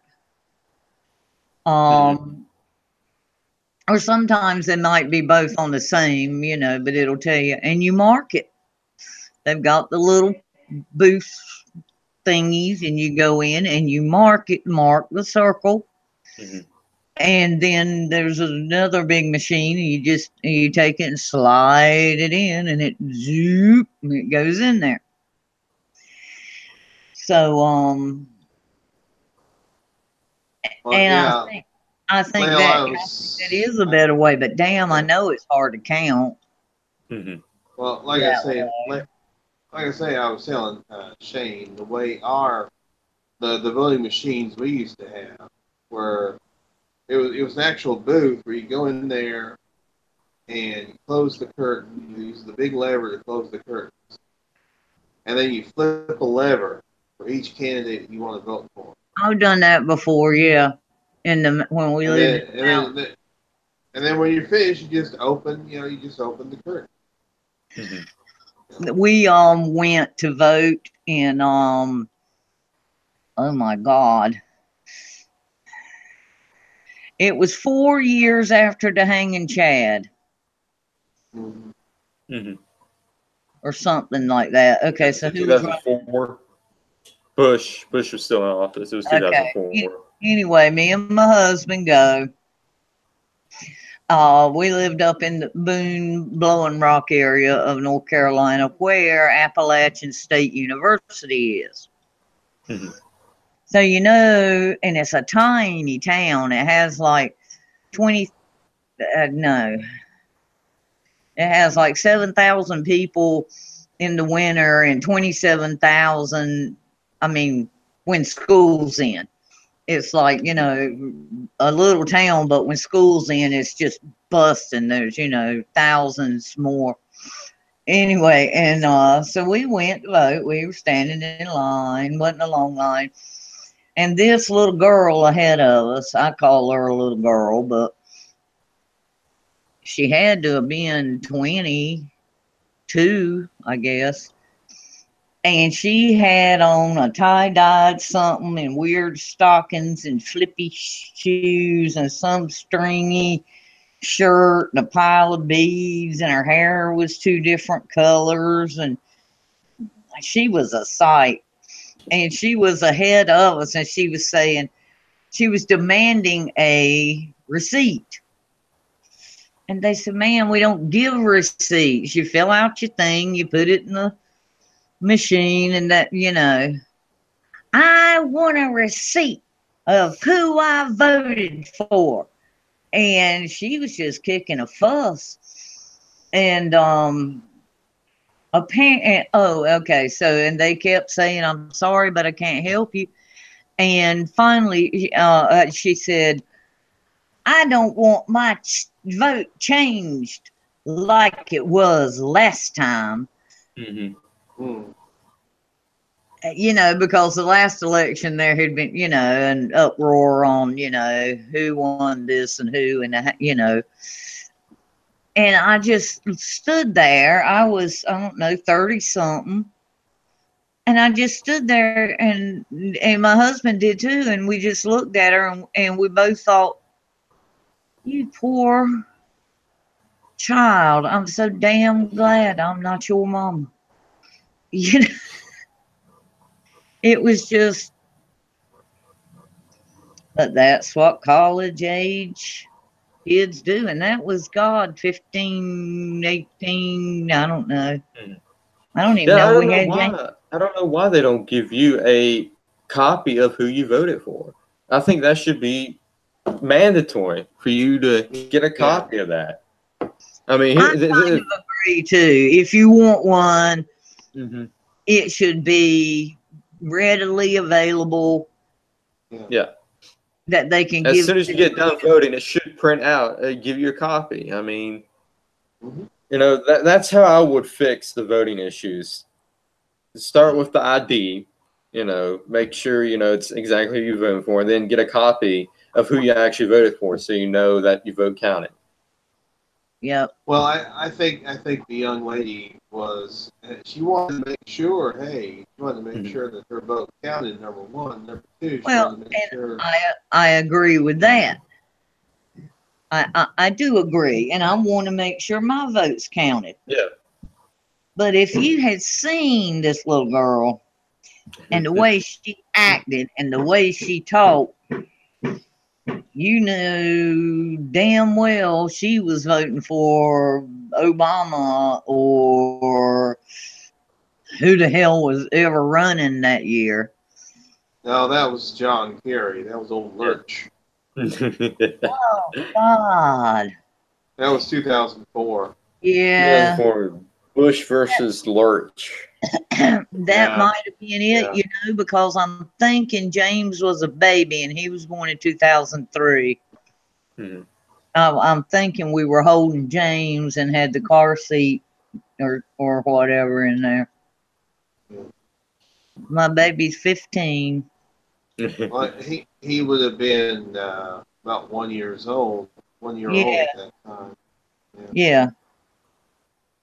Yeah, that would have been about that. Maybe that was that election. But anyway, but she was just such a snotty about it. And she's talking to four old ladies up here from the Baptist church, and they're saying, "We're sorry, ma'am, but we can't help you." Anyway. All right, next subject. That's usually those are the ones, you know, the elderly ladies. Those are the ones that are the poll workers at City Hall. Yeah, that's what I'm saying. Yeah. Yeah. Yeah, they were the poll workers.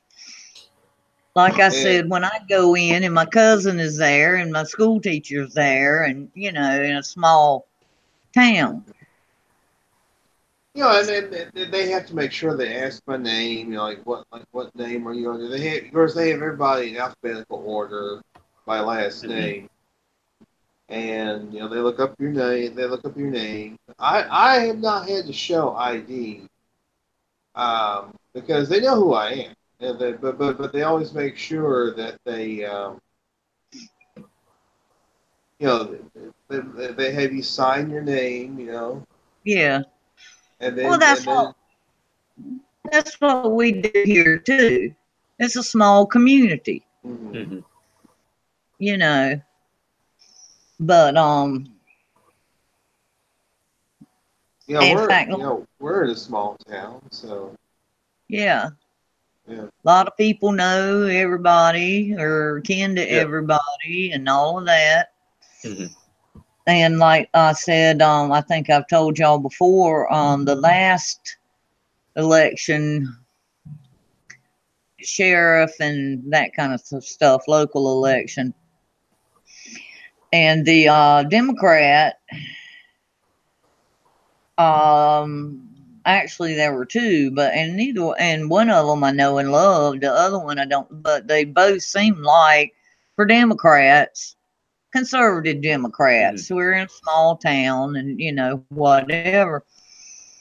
And I had met one of the dudes who was running. I had met his son before, and he was a very very polite young fella, helpful, friendly. He was a deputy at the time. And but when we got there, I got out and of the car, and I just got my license in my hand, just because. And he said, "How you doing today?" Handed me one of the little cards, whatever. And he said, "You know, you don't need your license to vote, don't you?" And I said, "Yes, I know it, but I think you should." And he said, "Oh, well, okay." And that was the Democrat, and I said that on purpose. You know, I said, "I know you don't need it, but I think you should." But anyway, okay. All right, so let's get into some news that nobody cares about. Megyn Kelly. Kelly. Yes. Got I was fired just going to off of bring her her show. up. Got Georgia? fired. Well, she lost this. I was going to say she lost her show, but apparently she still works for NBC. But they Megyn canceled her. Kelly. Megyn They Kelly, canceled her show apparently, but I think she still. I believe she still works for NBC. They have not fired She her. ought not to left Fox, but I don't know if there was enough more money or if her opinions changed or what. Because I like Megyn Kelly a lot, and then I don't know what happened. I think what happened was she became too full of herself, and yeah, she got stuck on herself, and she was all about Megyn Kelly, and that's what turned a lot of people. That's what turned. That's what turned a lot of people off about her. Yeah. But the thing is, was that it? If you think about it, she is snotty with everybody. She was snotty with everybody that she interviewed. It wasn't just with President Trump. I mean, we can make the argument could be made, perhaps. Well, she was only snotty to Trump. No, she was snotty to everybody that she interviewed. So, maybe, yeah. Not that I'm the greatest Megyn Kelly supporter. Yeah. But I don't think she deserved to lose her show over the comment she made, and that was referring to something about blackface. And she basically asked, what's so racist about blackface if you're doing it as a character? And here's the thing. Yeah, blackface is kind of, offensive. But if you want to do it, do it. I'm not going to sit here and judge you for it. I'm not going to call them a racist or anything. But yeah, it's on the edge. But if you want to be stupid enough to do that, then by all means, be stupid enough. Well, the thing is, but then you take it back. Unless you do it around, if you do it around Halloween, listen, I'm going to see if I can find a story. I heard about a teacher who is under investigation because she went to a Halloween party. I saw dressed that in blackface. Well, there's a photo of Bill and Hillary Clinton in blackface. And then you got all the leftist celebrities. You got Sarah Silverman in blackface. You got Jimmy Kimmel in blackface. You got Jimmy Fallon in blackface. I mean, the list keeps growing and growing and growing. What was his name from Cheers? Ted Danson. Yeah, he did. This is okay. Yeah, remember on Howard Stern? This was in Iowa. Okay, Iowa school district investigates teacher in blackface at a Halloween party. She was dressing up as a Napoleon Dynamite character. who And then, happened to be oh, a character that happened to be black. She decided she wanted to dress up as a character from a movie in blackface. I don't see anything wrong with that. It's a Halloween party. She's not going out and doing this to mock black people Yeah. and ridicule them. It's Halloween. Yeah, of course you're going to put makeup on Halloween. Jeez. That's what Halloween's for. I agree. I agree I with think, Henry. and here's the thing. I think But NBC wanted to cancel her show for quite some time, and this and chance. she did a Roseanne. So what she did a Roseanne, and NBC had a good thing to cancel her show on.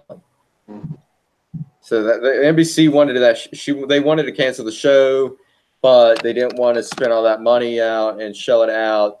And then she said these comments, kind of like Roseanne did, kind of controversial.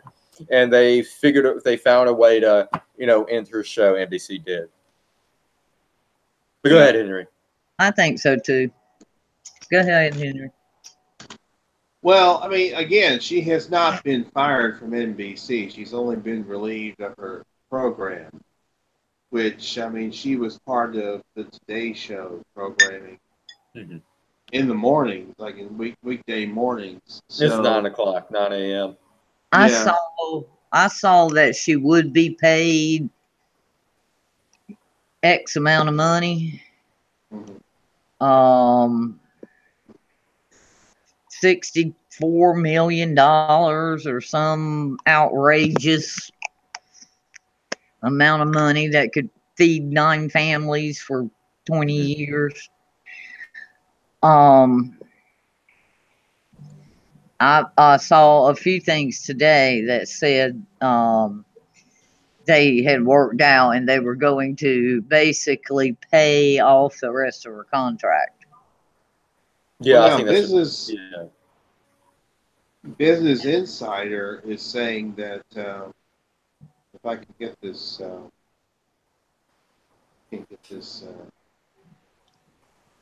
website, Business Insider says she's leaving NBC.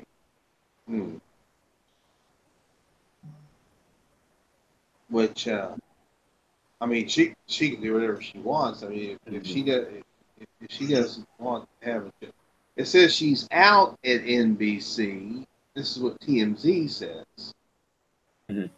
I couldn't get on the Business Insider website because it requires you to turn off your ad blocker. Yeah. Crap. Let me try TMZ, see what they say. But yeah, maybe she is. If she's leaving NBC, that's going to be. This is from CBS Detroit. They said that Megyn Kelly is negotiating her exit from the network. Well, there you go. Yeah. Do you think she'll be back on Fox by the end of the year? I have no idea. You think she'll be crying to Fox? Oh, please take me back. Oh. Okay, Fox didn't fire her; she left, right? I think so. She did. Her contract ended, right?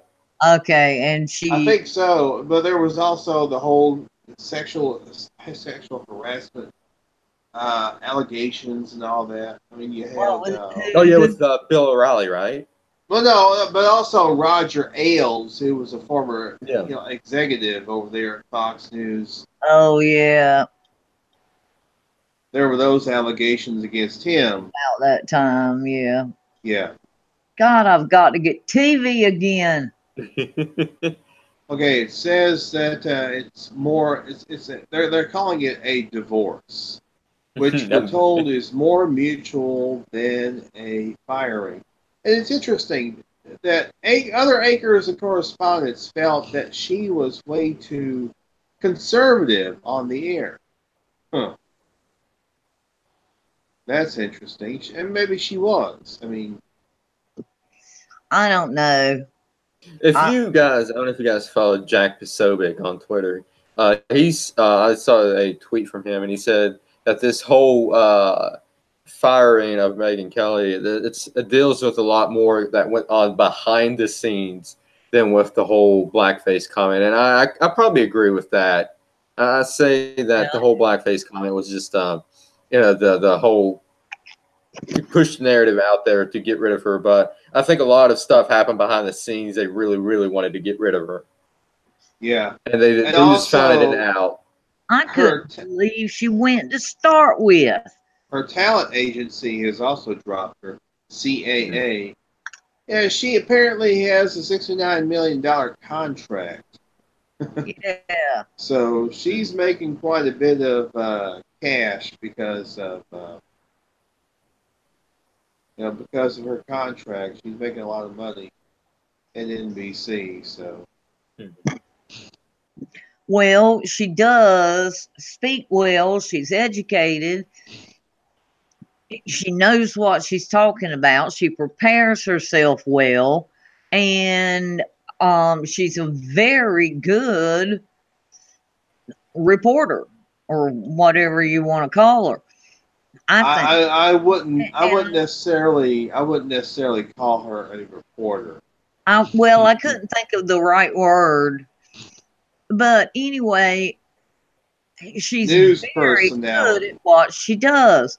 But now, I agree, she can be a little snooty acting. But that was okay with me when she was on the conservative side. But when she went to, I just couldn't believe she went to CNN. That just she seems to. Well, she didn't go to CNN. She went to NBC. Oh, I'm sorry. Her next step is CNN. Same thing. Well, I mean, but she does seem to be conservative, but she was asking the tough questions. I mean, why, do we always want conservative journalists to kiss Trump's butt or kiss a conservative's butt? I don't. No, I want them ask them. No. Hold their feet to the fire and ask them the questions, the tough questions. But Megyn Kelly did it in a way that was unacceptable, and she did it in a way that those questions she asked was more about her than whatever the respondent's answer it was.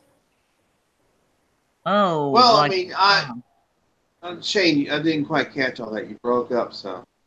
I said the questions she's asked was more about her instead of what the people wanted to ask. Or because see, a journalist is basically the mouthpiece for the people. All right, Megyn Kelly was more about Megyn Kelly, and she wanted to ask the questions that she wanted to ask, and not what the people would like for her to ask. Yeah, and so she made it more about her. Yeah, I get where you're coming. I get where you're coming from.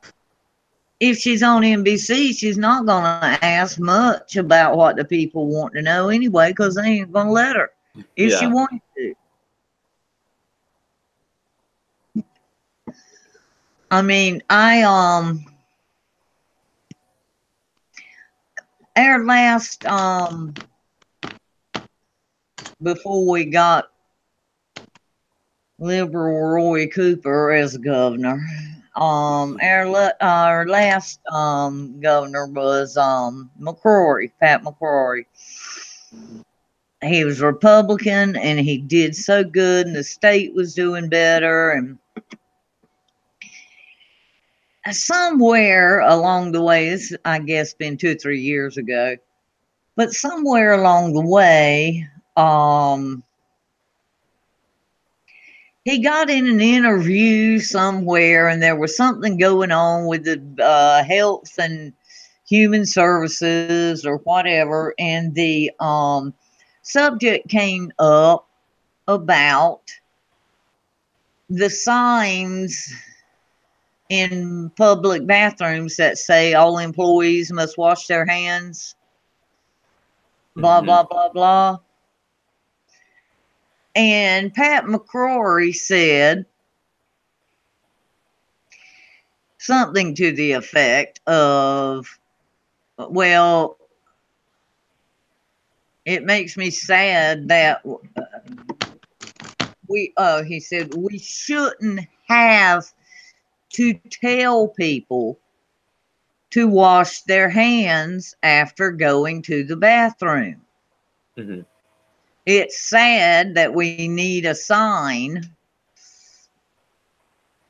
or because Mm-hmm. people should just do it.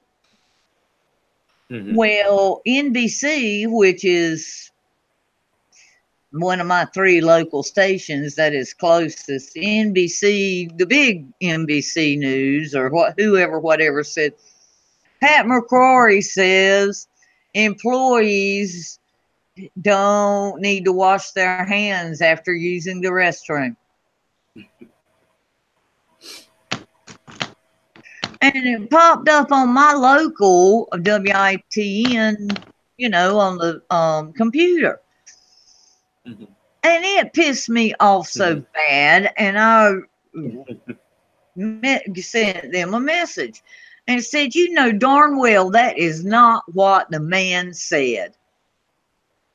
It was turned and twisted, and that just really pisses me off. And your news should do better. And they actually wrote me back and said, we are an ABC affiliate. Yeah. And other than local news, we have to use what they give us. Mm-hmm.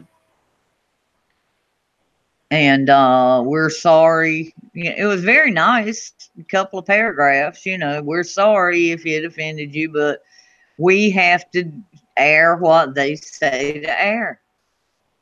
Mm-hmm. And it just pissed me off so bad.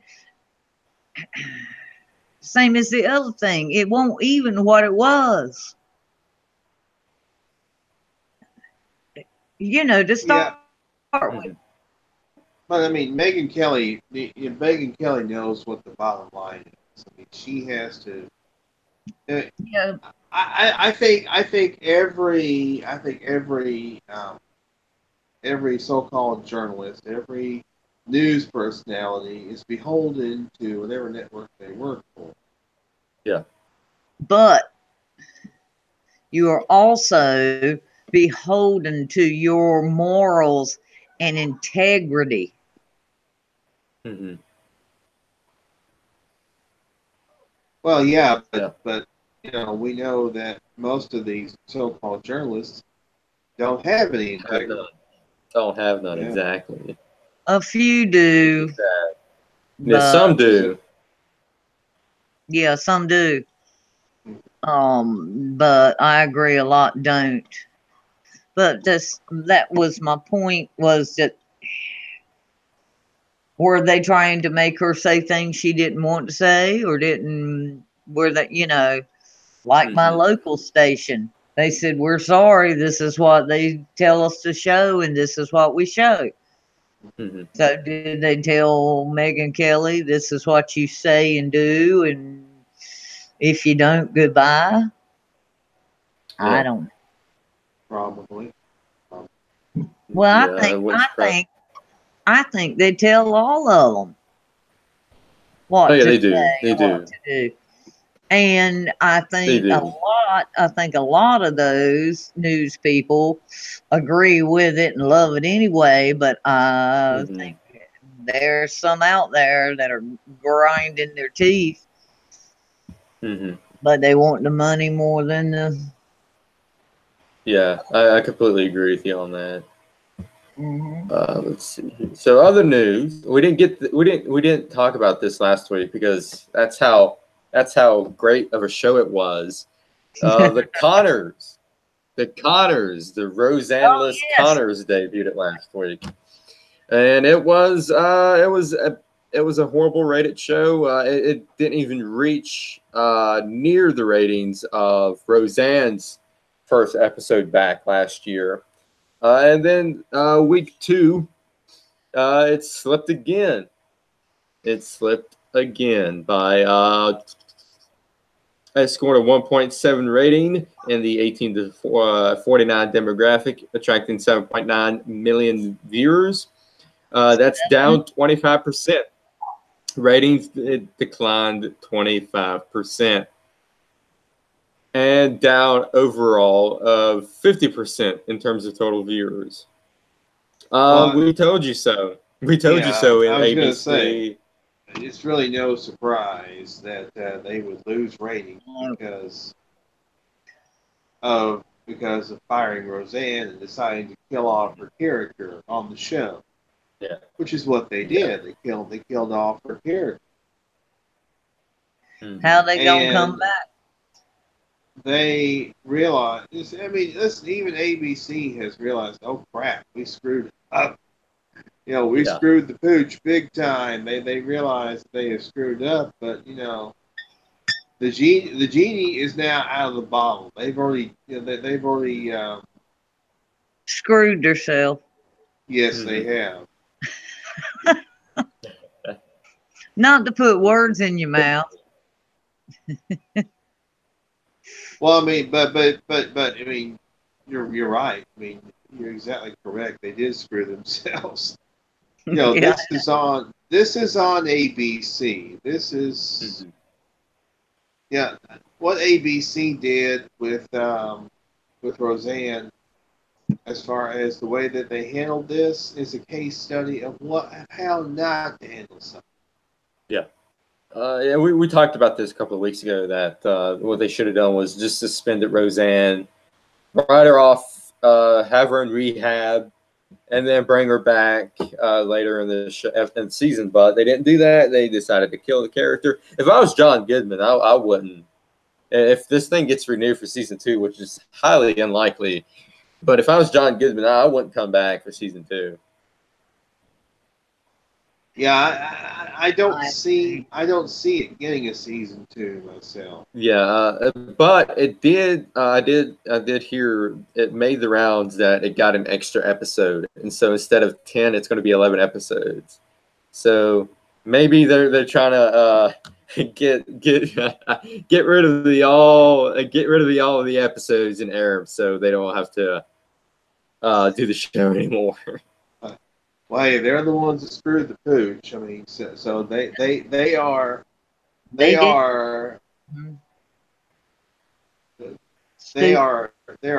suffering from their own choices. What they're doing. Mm-hmm. Yeah. Well, you know, it makes you wonder, why is it that Roseanne is out of the job, but Samantha Bee still has her job?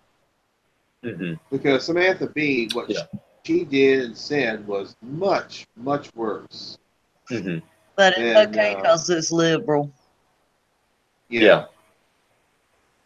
And it was late at night, so nobody's going to be watching. Yeah, nobody watches Samantha Bee. But I don't even know what it is. She's from the Daily Show, back when Jon Stewart had it. Yeah, she's a bitch. Or say no more. I call her Samantha bitch, because that's what she is. All right, so I think we've go ahead. Yeah, I want to say one more thing about Roseanne. I don't know how many people we have watch our show, but to the ones listening, I would like to say we have seen, or I have seen, a lot of different posts about boycotting Roseanne, you know, and not to watch it, whatever, since they, you know, killed her off. And what I want to say to them, and I feel like they probably, would you stop it? Puppy licking me on the leg. Anyway, it's not that we don't love Dan and Becky and Darlene and, you know, it's not that we don't love all the other characters. We do. We're not boycotting them. But Roseanne was what brought it all together. Yeah. And Yeah. it's not that we don't like, when we say don't watch Roseanne, it doesn't mean that we're boycotting them. We like them. Hmm. We're Hmm. boycotting the show and ABC for taking her off Hmm. and shutting her down. And the only reason they did it is she has become a conservative again. Yeah. Yeah, and we talked about this when they did fire her. I even said that that's the only reason they got rid of her was because she was a Trump supporter, and the tweet, gave a good reason as to why they got rid of her. Although I believe that ABC acted in quick fashion, like they always do, but they needed a reason to get rid of Roseanne, and that tweet was that reason they got rid of her. Yeah, she wanted to actually, I didn't get to see many episodes. I do get that channel, but how in the hell, after 8 years, can you remember that Roseanne's on Tuesday? Hmm. But anyway, the few episodes I did see, she tried to be conservative, Hmm. but at the same time, open to other people and their struggles. Yeah. Like, you got to get up and go do it, but I'll give you a little hand today, Hmm. or it was just, it was good. And it was funny, and God, the whiny teenage, college, whatever. It was good. It really was. And I Hmm. like the change in Roseanne. And I've said before, Roseanne was conservative to start with. Hmm. And she raised three youngins in a trailer park in Iowa.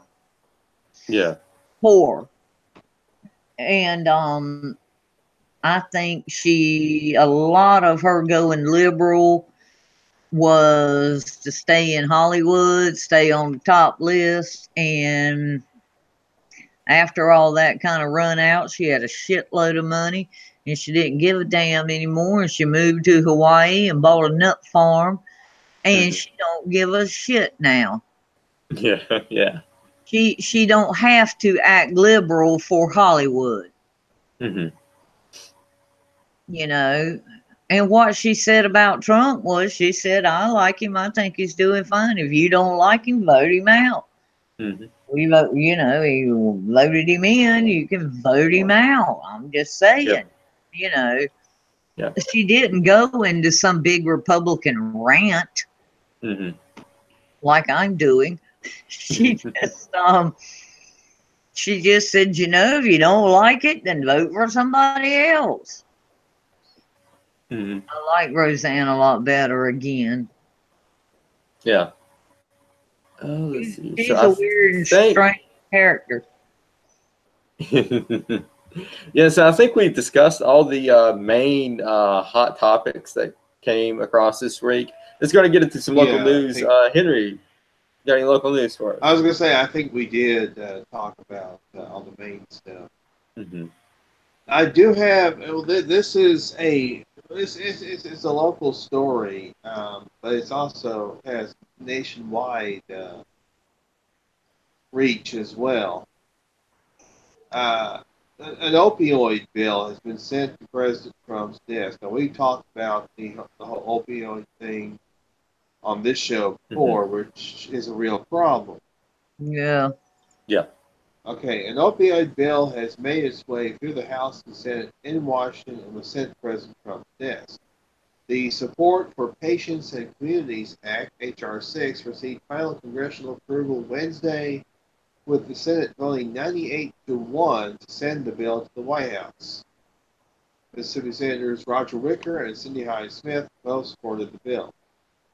The comprehensive legislation is comprised of several opioid-related bills offered in the House and Senate, including the Hyde-Smith co-sponsored Expanding Telehealth Response to Ensure Addiction Treatment, or E-Treat, Act to permanently allow access to substance use disorder treatment through telehealth technology under Medicare. This final bill includes the Opioid Crisis Response Act of 2018 and the Synthetics, Traffic, and Overdose Prevention STOP Act. Opioid-related overdose deaths continue to rise in Mississippi, in addition to the crime and social problems associated with this crisis. Our response requires an all-hands-on-deck approach, and this measure is intended to help get a grip on these challenges on the state and local levels, Hyde-Smith said. I'm pleased the bill includes provisions to help rural areas to treat and prevent opioid abuse. During a ceremony to celebrate the signing of the bill, President Trump thanked Congress for their work on passing the legislation and stated that the fight against the epidemic will continue. Together we will defeat this epidemic, this true epidemic, as one people, one family, and one magnificent nation under God, President Trump said. This signing of this bill comes 1 year after President Trump declared the crisis as a national public health emergency. The Mississippi receiving a portion of the funds. President Trump said that $6 billion in new funding has been secured to combat opioids. The Mississippi Board of Pharmacy, in collaboration with the Mississippi Bureau of Narcotics and other agencies, issued an interagency report in April which showed that a majority of overdose deaths in Mississippi in 2017 were opioid-related. It also assessed drug-related crime in the state, noting almost 20,000 drug-related arrests last year.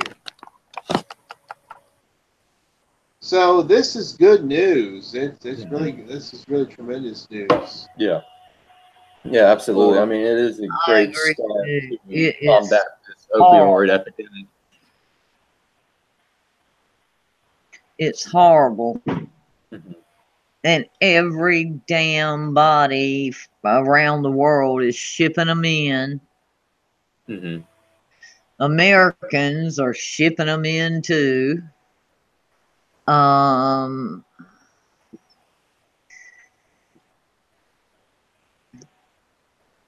got to do something to at least slow it down. Yeah. Like strengthening our borders. Mm. That might be a place to start. Absolutely. Let's see here. So my local news. Is that all? Or do you have another one? No, that's all I have for this week. Yeah. All right. So this has to do with jobs. 290 coal jobs returned to the area. Hundreds of new miners to be hired in McDowell and Tazewell mine sites. Officials in McDowell County and Tazewell County were elated Thursday to learn that West Virginia Governor Jim Justice's family coal business, Bluestone Resources, would be hiring hundreds of new miners in both counties. The 290 jobs will be created at the Keystone Surface Mine in McDowell County and Bishop Surface Mine in Tazewell County, Virginia, according to a press release issued by the company. We are looking for quality workers to operate all types of machinery, and we're offering great wages and benefits, said Jay Justice, son of Jim Justice, who operates the mines for the Justice companies.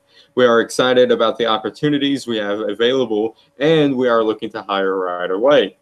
That's tremendous news for McDowell County Commissioner Cecil Patterson said after being called for an interview by the newspaper. Man, that's good news. This is great news. I'm tickled to death that you called.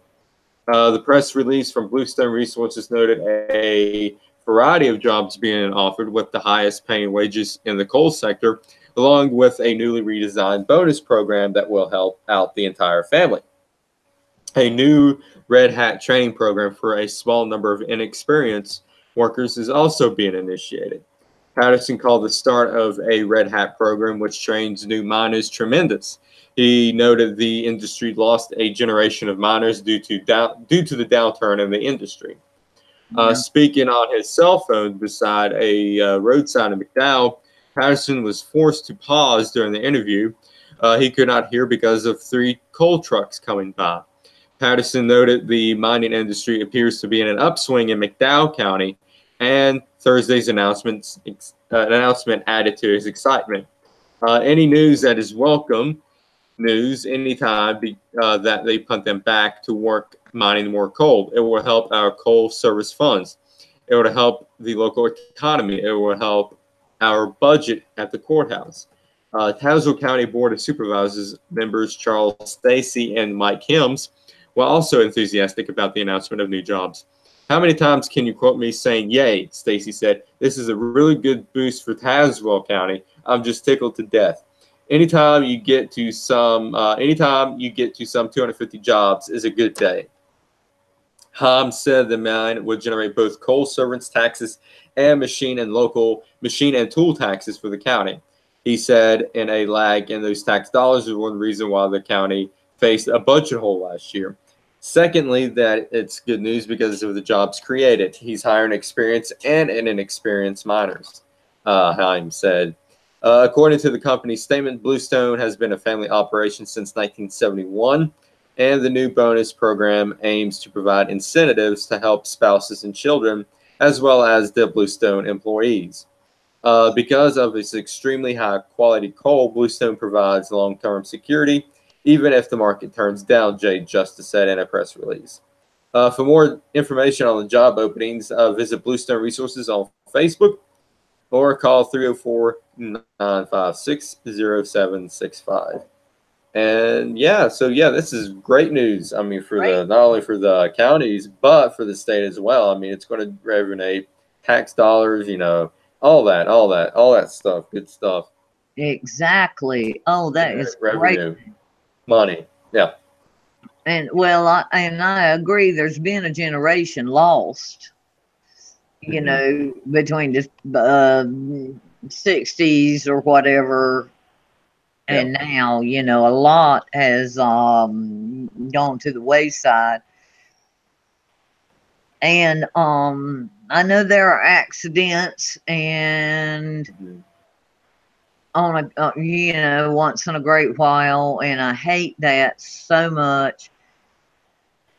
But men have been digging coal in this country for 200 years. And it's, like doing electricity or being a plumber, or, you never know what might happen. And I think we've already, didn't I hear that we're the #1 oil producer in the world now? Probably. I saw it several times.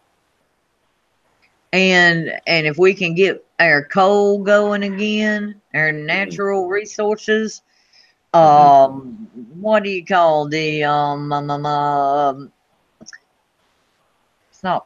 it's not propane. What the gas under the earth?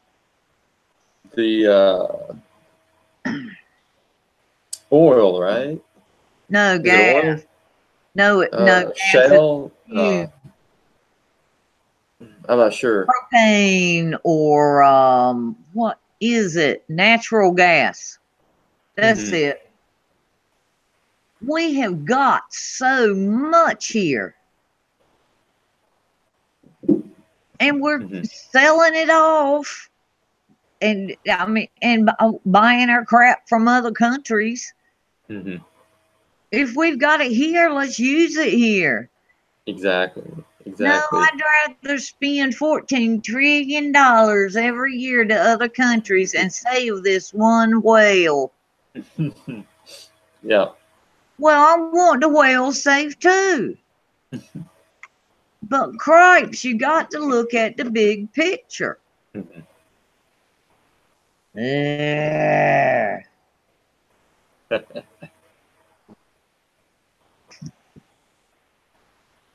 But yeah, also in local news, like I said last week, Wednesday, this coming in Wednesday, started early voting in West Virginia, and it's up until November the 3rd. So if you're in West Virginia and you want to vote early, Get those votes in. Every vote counts. And I'm sure there's other states that's already started their early voting. So, vote early if you can't go on election day, and vote on election day. We need all the votes we can get. We need all hands on deck. This red wave needs to become a red tsunami. We need this. We need this. We need this MAGA wave. I worry about North Carolina because it's so split almost equally. And as I have griped to you two before, how in the hell did my state predominantly vote for Trump and at the same time vote in a Democrat governor? Yeah, that's a question. Yeah, it is. But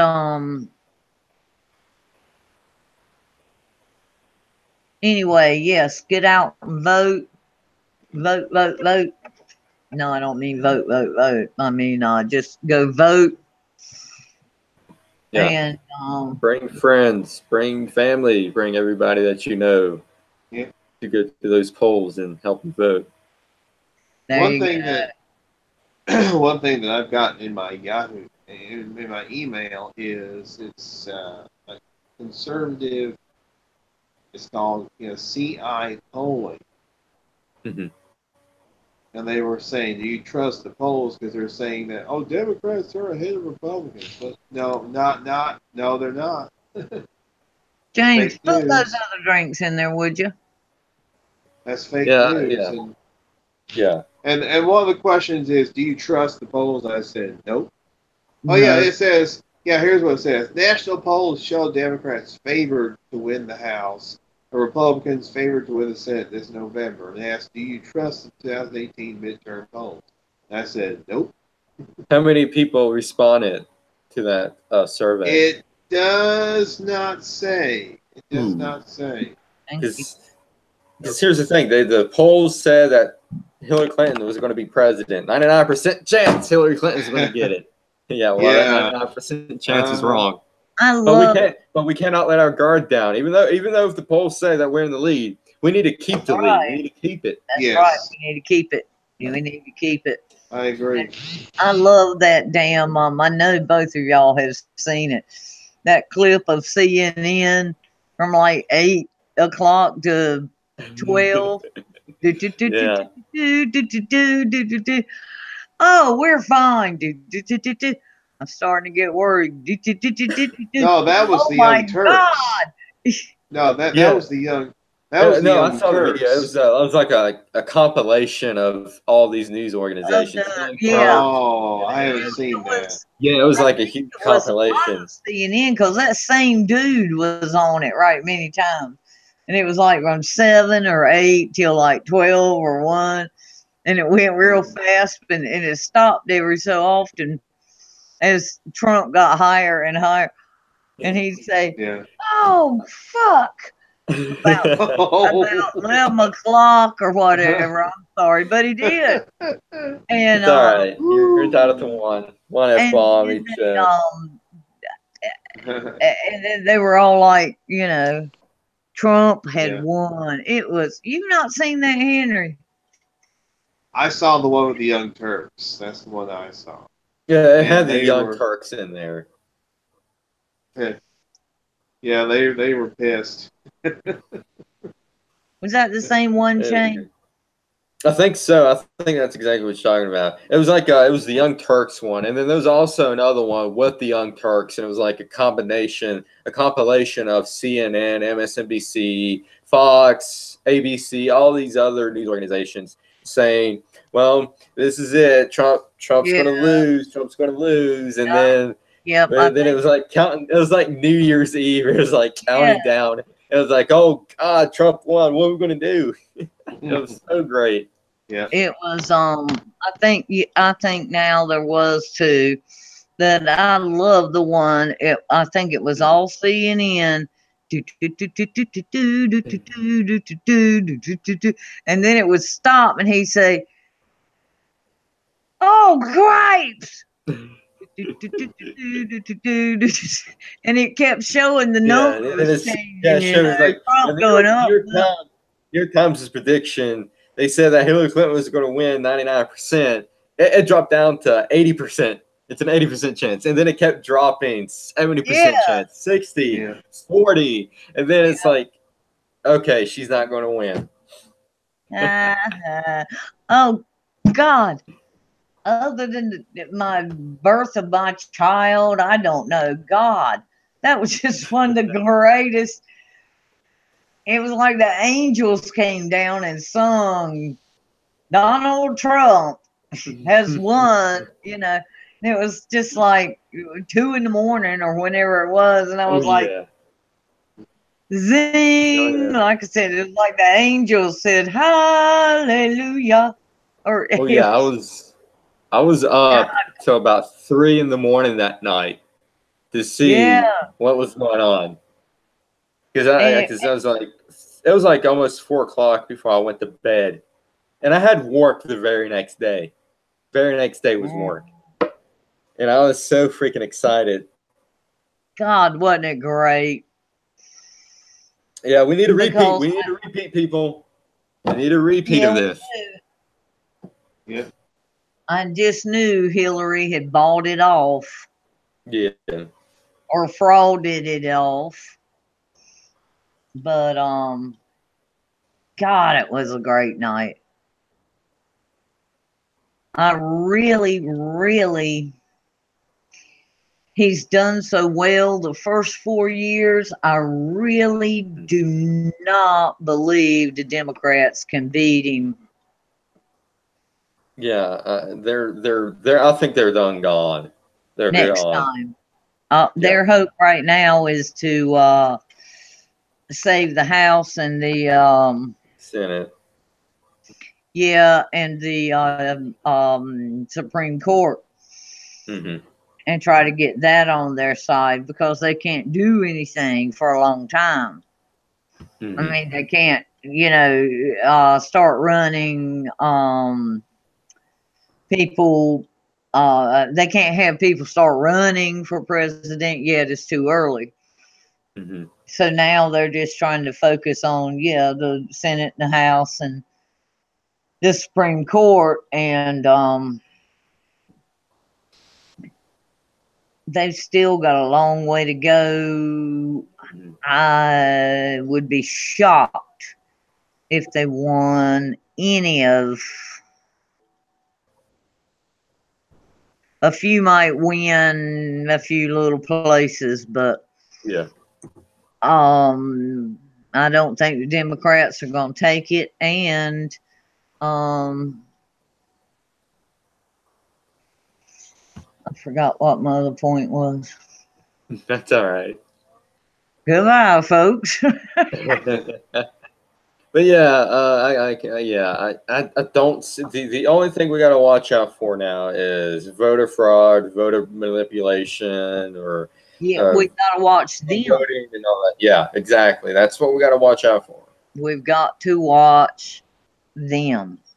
Yeah, absolutely. And I think we can go ahead.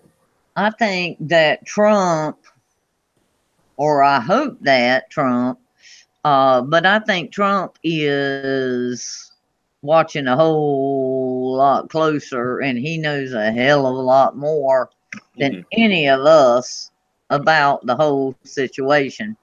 And I think he's watching it. And he may cave a little here and there to even out the flow a little or whatever, but Trump ain't gonna take but so much shit. And he's gonna move. But this this Honduran invasion is gonna tell us a lot about how he handles big situations. Yeah. But I think we go ahead and end it on this note. So yeah. Oh, I didn't get my local. Oh, you have your local news? I didn't know you had any. Go ahead. Tonight I do. All right, give us your local news. Trump spoke in Charlotte, North Carolina tonight. Oh yeah, he did. Yes, he did. And I watched about 10 minutes of it, and then it buffered and froze and wouldn't come back. But the first 10 minutes was good. And he had a Coliseum packed. Yeah, Packed. he did. You know, he has been packing them in. Mm-hmm. What was it the other week? Joe Biden. Yeah, he had like 6 people. people. And then Obama had one. had what, like 200 people. 200? Like 200 at the most. Jeez. And for the last week, every night in a different location, Trump has had 10,000 and people who couldn't get in. Yeah, I'm sure you guys saw the line in Texas. I mean, they had like over 100,000 people, lined up. It's like, wow. I mean, and then Obama. I mean, you saw the crowds when he was campaigning in 2008.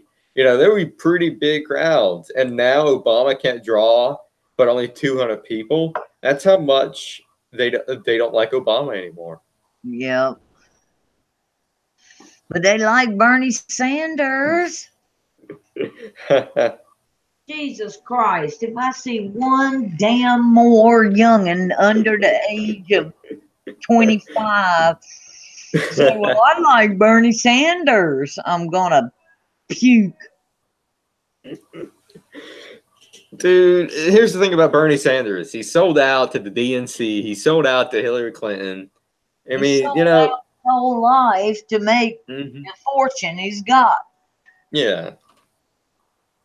I think it's got to the point that Bernie Sanders can't draw any crowds anymore, because Bernie Sanders had a rally. I don't think he drew as many people at that rally like he did during his campaign. So, yeah. We need that red tsunami. We need the MAGA wave. We need the MAGA tsunami. We need it to be red all over. We need it to be red all over. We need this. So go out, vote. Make sure every vote counts, and make sure you look at your vote and make sure that it's the person that you want, that you voted for. And if you see anything suspicious, call law enforcement.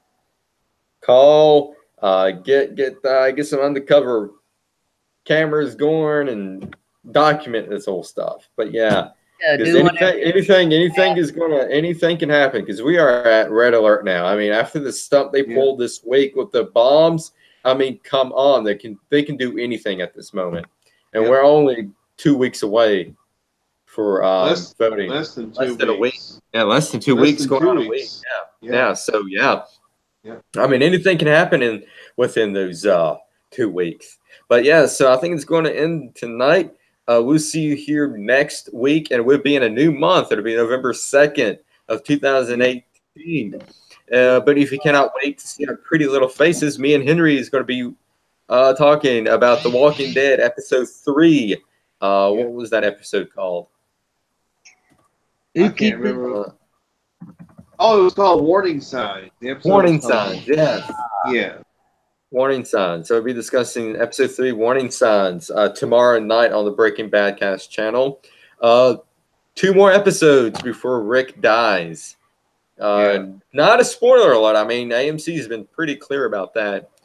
But yeah, on that note, we're going to end it here. You guys have a safe Halloween. Halloween is this Wednesday. I'm excited. Yeah. I am thrilled.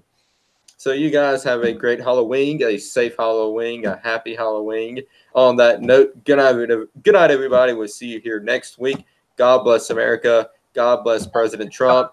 And God, please, Lord, help us make this red wave a reality in November. Good night, everybody.